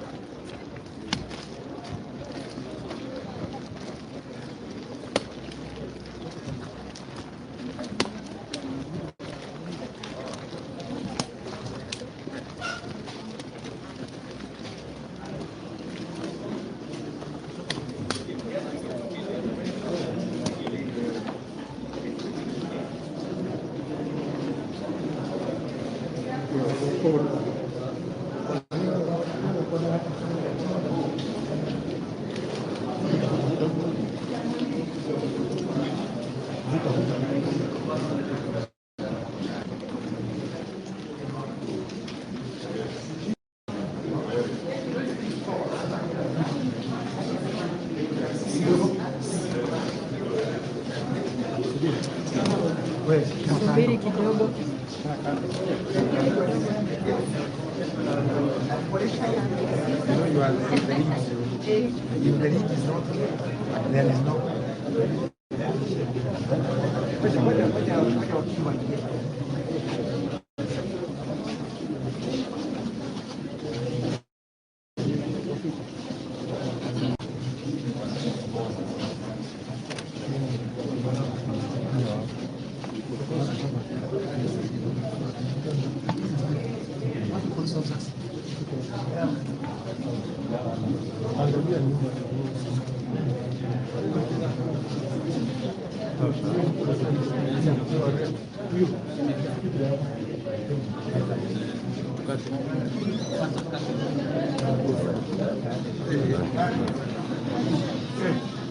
Sasa unakata mtu anakuhudumia. Ngoja nichungulie nione kama imejaa.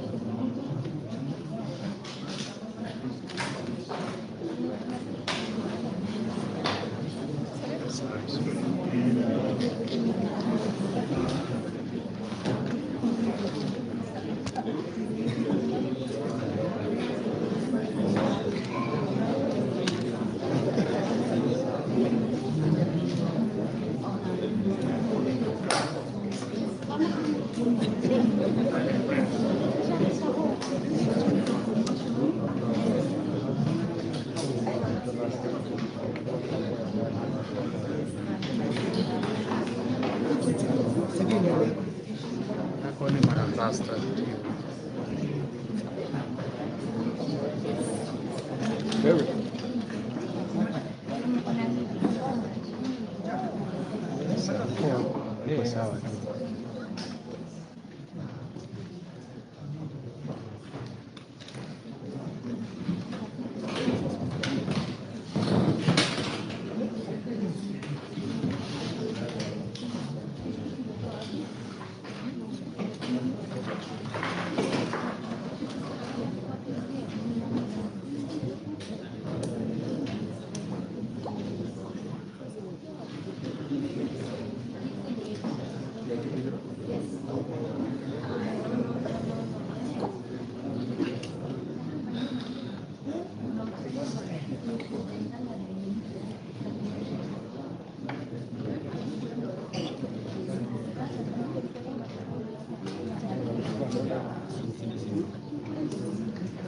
Hii inakaa kushikilia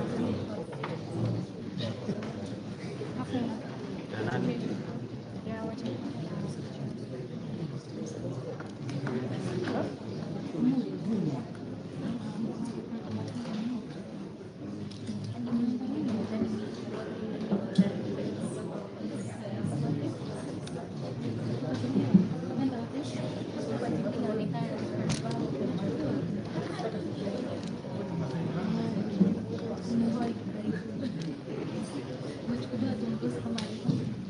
Akaweza kusoma, so utarudi nyuma kidogo tupate kufikia. Sawa. Iko sawa, yenye namchukua yeye na background.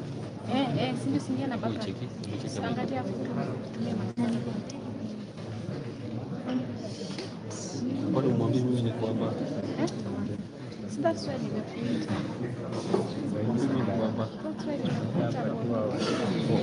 WhatsApp yako ifedi kala Tumia kuandika. Matara. Mwandikiaje? So when you are from Hayo nani?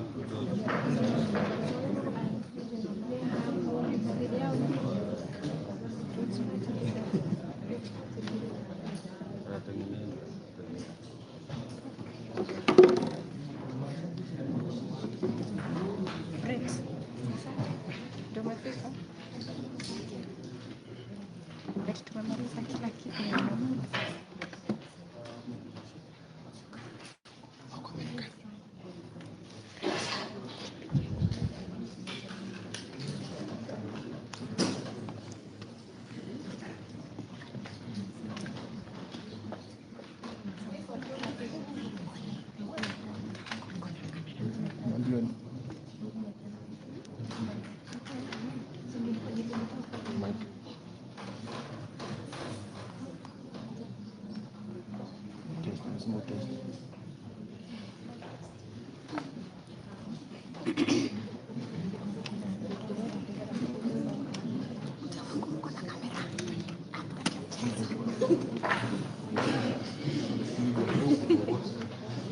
Picha ziko wapi? Unajua sasa kuingia kwa picha zako. It's wrong. Nilitoa. Nilitoa. Where are they? Where are they?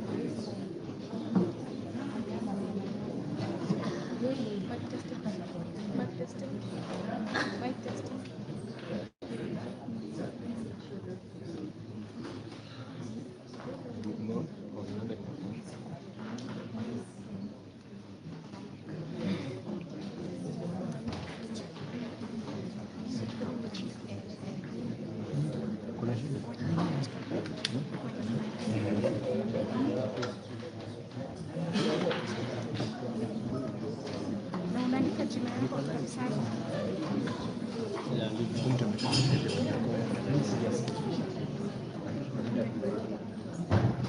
Wacha kupatia credit. Kwa wacha. Sema hivyo. Kupatia credit.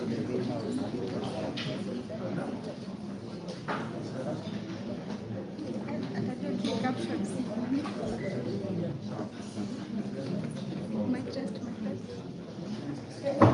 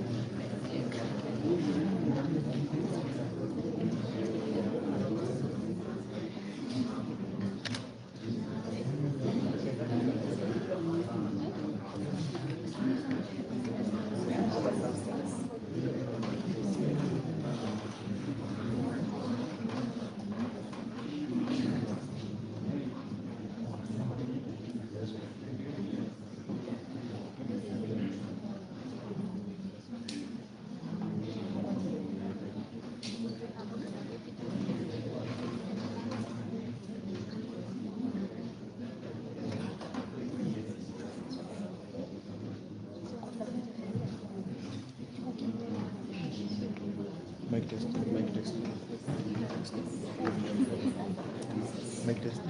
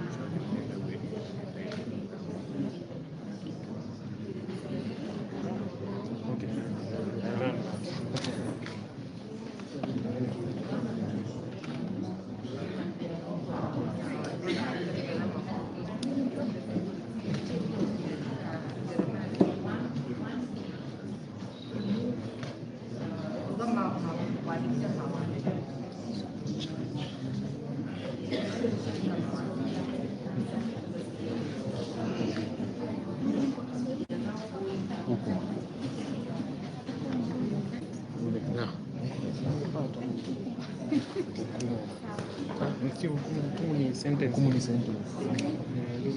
Uamuzi wa koti.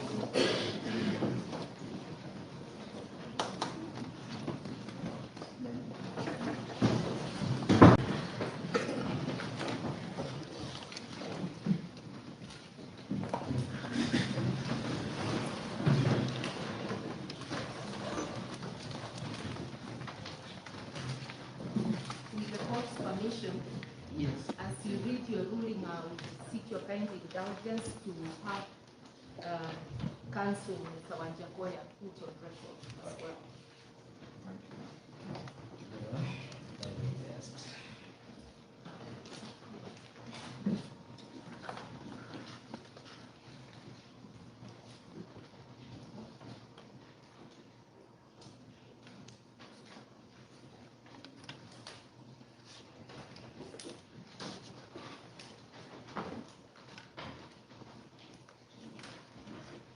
Yes,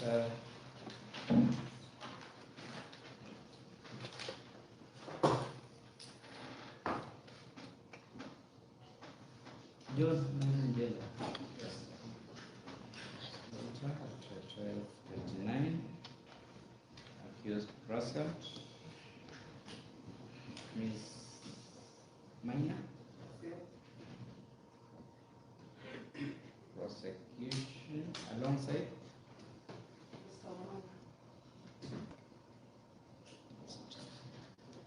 Mwendo. It's Ms. Karua, proceed for accused person alongside Professor.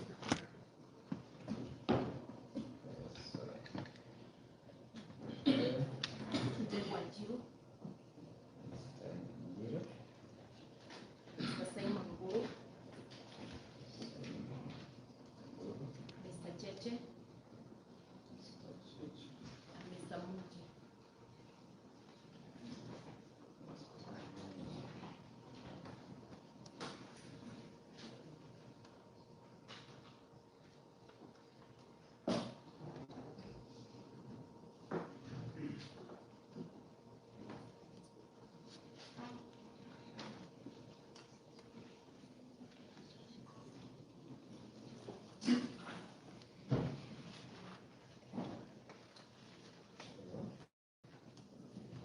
This is the room, the court. The ninth accused, Mr. Jenda, you're comfortable standing? Sorry. The ninth accused, Warren, appeared before me for plea. He pleaded not guilty to several counts, numbering 7. For clarity, in the substantive charge sheet, count 1 to 7 of the 12 charges appearing in the charge sheet. Similarly, and for clarity of record, the co-accused who are not present in court took plea on the 9th of May 2023, and each was released on bond of 100,000 shillings with an alternative of cash bail of 50,000 shillings. They paid the cash bail and are expected in court for pretrial directions on the 20th of June 2023. The reason I bring this is because the learned senior counsel, Mother Karua, asked this court to either adopt similar terms of bond or, in the alternative, grant the 9th accused free bond. The basis of this is equality of the accused in trial process, and secondly, that the accused being a reputable leader with what she terms as substantive support base as a fixed place of abode. Similarly, she stated that the accused voluntarily appeared before this court on the 24th May 2023, appeared voluntarily before the DCI Nairobi on the 25th May 2023, and has voluntarily and without summons availed himself in court today. She concluded by stating that the accused is not a flight risk. In a little digression to the application, the senior learned counsel asked the court to note the following. First, that the charges herein are politically motivated with the sole intention of curtailing the accused from mobilizing its political support base, ends infringing on the accused political and civil right of self-expression, association, and assembly.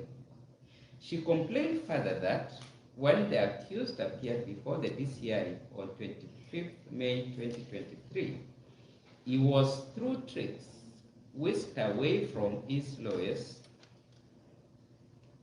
and it only took the intervention of the DPP for him to be reunited with his lawyers. This to her is a demonstration of mischief by the DCI. Mr. Njiru had this to say: Article 27 of the Constitution provides for equality before the law. He laid this basis on the alleged statement by the Deputy President, which in his view jeopardizes the trial of this case. He alleged that threats were issued to young men and specified, though, that they may face extrajudicial killings. He asked that this court should enjoin all bodies and organs from making statements and inferences that may jeopardize the trial hearing or statements that are sub judice. He associated himself with the submissions by the senior counsel that the accused should be released on free bond. The lead prosecutor, Counsel Maina, steered away from direct response to the issues raised by the counsel for the accused. She went legal. She asked that the court should make independent view and not driven by mercy, as alluded to by Counsel Njiru. She submitted that the court in granting bail should be guided by the existing bond and bail policy and the relevant laws. She submitted in objection to the accused admission to free bond. She asked that the court should consider a bond or bail that is consummary to the offense. She had either or no objection to the accused admission to bond. This is the determination. The law on accused admission to bond is clearly spelled out in Article 49(1)(h) of the Constitution. I deem it fit to restate, quote, an accused person has a right to be released on bond or bail on reasonable condition pending a charge or trial, unless there are compelling reasons not to be released. The constitutional rights to bail as guaranteed under the Constitution is therefore subject,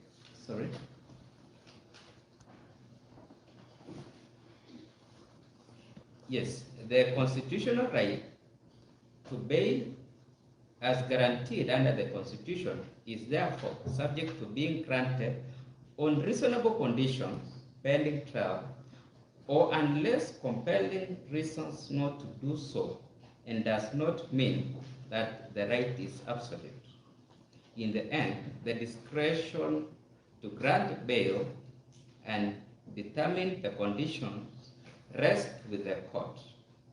In exercising this discretion, the court must seek to strike a balance between protecting the liberty of the accused person and safeguarding proper administration of justice. This was well explained by Mativo J, as he then was, in Republic vs. Danford Kabage Mwangi, 2016 EKLR, as follows, quote, granting bail entails the striking of a balance of proportionality, considering the rights to the applicant, who is presumed innocent at this point on one hand, and the public interest on the other hand.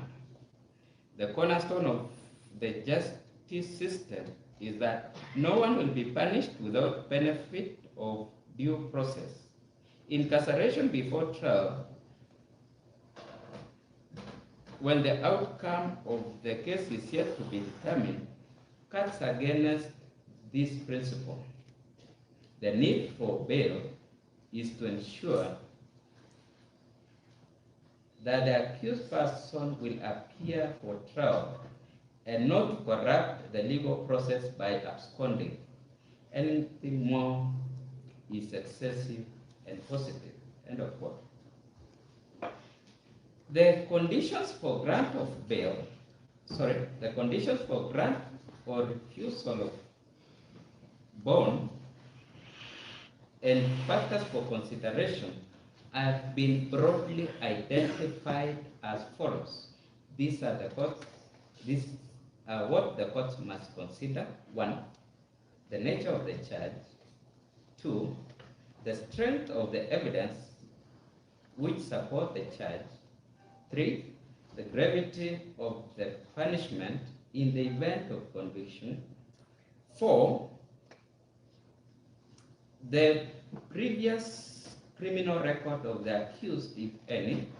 5, probability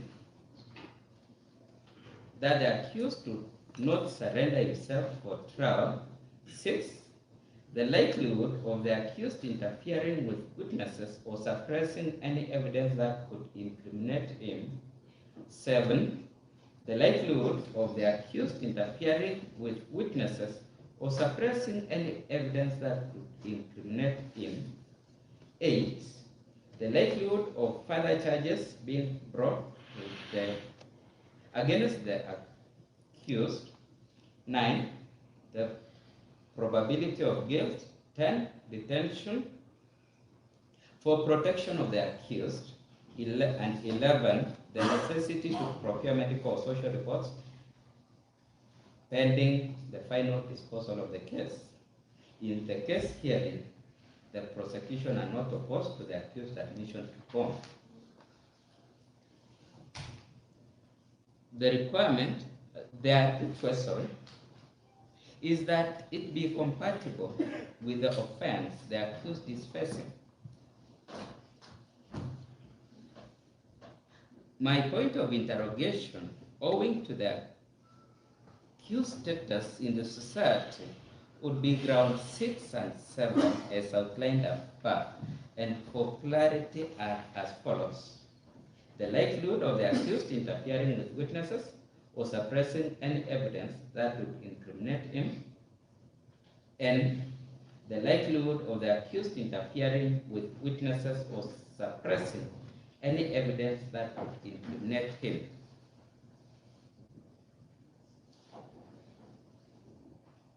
I, however, want to state that the accused has been out on anticipatory bail granted by Nairobi High Court Miscellaneous E-165 of 2023.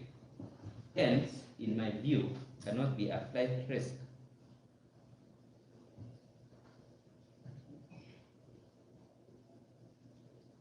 I, however, wish to observe that considering the circumstance of this case, conditions ought to be placed on the accused admission to bond, and I give the following conditions. 1,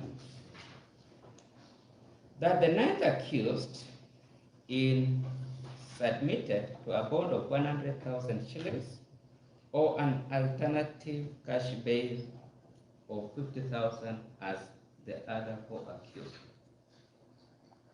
2, the accused is restrained from making statements either through press or in public rallies which make any direct reference to this case. 3, that the accused shall, in the pendency of this case, never make any contact with any prosecution witnesses known to him in a manner that is likely to jeopardize the trial of this case. Finally, that any violation the above condition shall lead to cancellation of the bond term. Those are the orders of this court. Mr. Blight, but one small issue missing. We did complain through the Wajiro of an official who is making statements in the case. Although the prosecution has not complained of the accused, you have given restricting orders to the accused. What about those who are talking about the case and presidency, the accused? Could there be directions? And after that, I'll seek indulgence for Mr. Mboro to talk about something we overlooked, some property of the accused which is being withheld.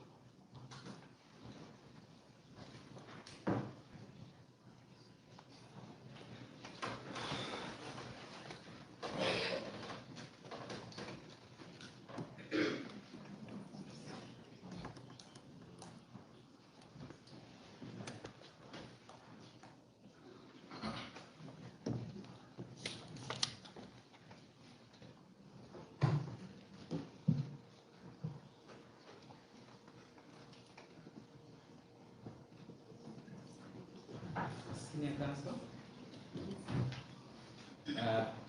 you will be requiring directions on the anticipated application expression. Because I was thinking if those would. We wanted to leave the other application. We may not require you to retire, but let Mr. Mboro. Yes, I'm not retiring. I'm giving all the directions here and here. So that I was thinking we did with both, so that if I'm giving directions, I give. You give us. Okay. With the kind permission of the court. Yes, Mr. Simon Mboro is my name. Simon Mboro. With the kind permission of the court. Yes. And the honor from the defense, I have the following application to make. This is in respect to the release of the following properties that was seized from the 9 accused person.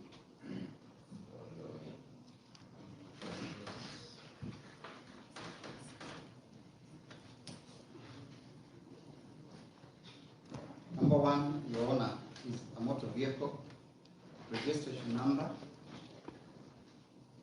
KAW 831N Toyota Premium. This was picked from his residence at Wanroro. Yes. The vehicle was picked from his residence.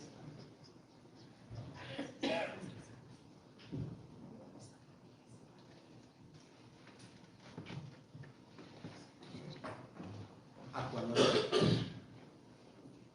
However, the information that I have from my colleague is that that residence that don't belong to him does belong to his mother,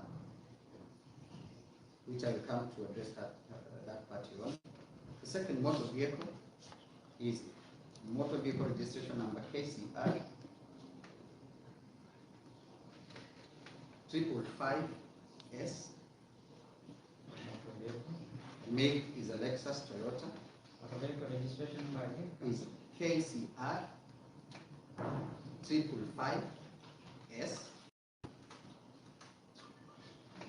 Lexus Toyota, picked from the said residence. This motor vehicle was driven away from the parking by a police officer. The third motor vehicle is vehicle registration number KCE 500S V8, same seized from the same residence.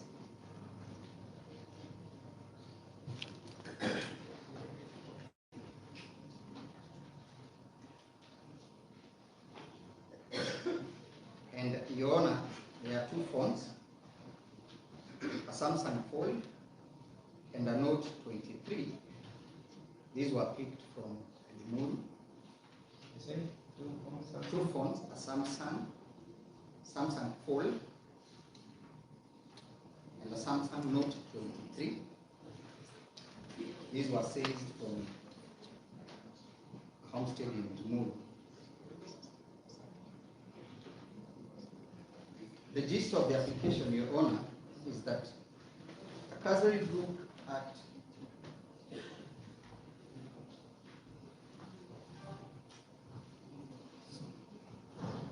there is another motor vehicle. It's a, Let me, with a lot of respect. yes, I get a lot of information. Yes. And I apologize for that discontinued way of execution. Yes. Just a minute, sir. Do you have the substantive response to this? No. Yes, I think we should let this one come in form of application. So that we yes? That's the right way to do it. Yes. Yes. So that the next year Yes, I do. I'm well guided, and from the sentiment from senior council, we will be obliged to make a full application in respect to those. Thank you very much.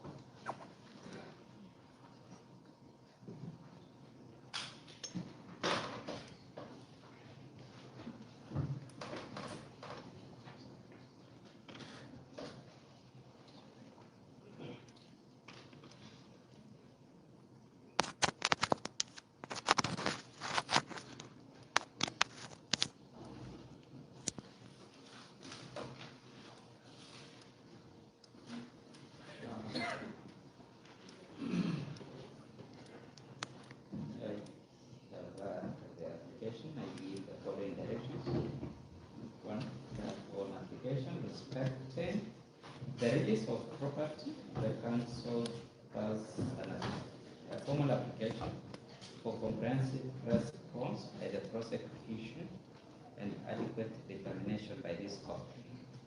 On the second application by the senior counsel, touching on alleged utterances and need to restrain an alleged government official, my view is that bail and bond is a covenant between the court and the person charged. On that application, no material has been placed before me on the alleged utterances, and it's difficult for me to issue a blanket order. Court orders only are issued on specific circumstances and directed to a particular person. I end at that. I decline to make any orders respecting the application. Also, when necessary, you make applications against those persons. That form of application. We just thought that was the duty of the court to see nobody makes. Not directing an order to any specific person, but we will file applications. I think that is all. I'm sorry, my ruling, you may not be able to get it now. It's handwritten owing to the constraint of time. So I'll have it typed. You may obtain the certified copy. Oh, sorry, it's true. As the other matter, this matter will be mentioned for pretrial direction on the 20th of June.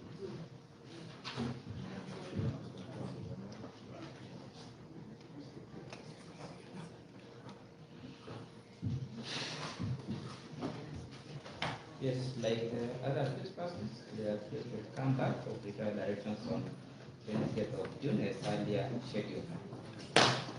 That's all. Thank you very much.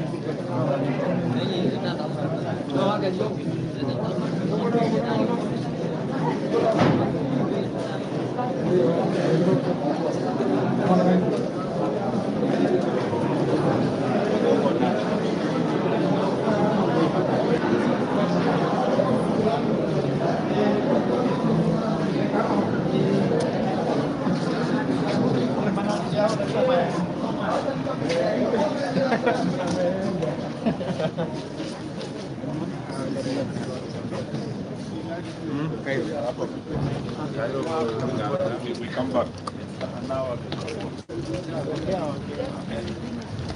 Ndio walipe kazi. Ndio hapo Midland. Kwa koche. Na watu.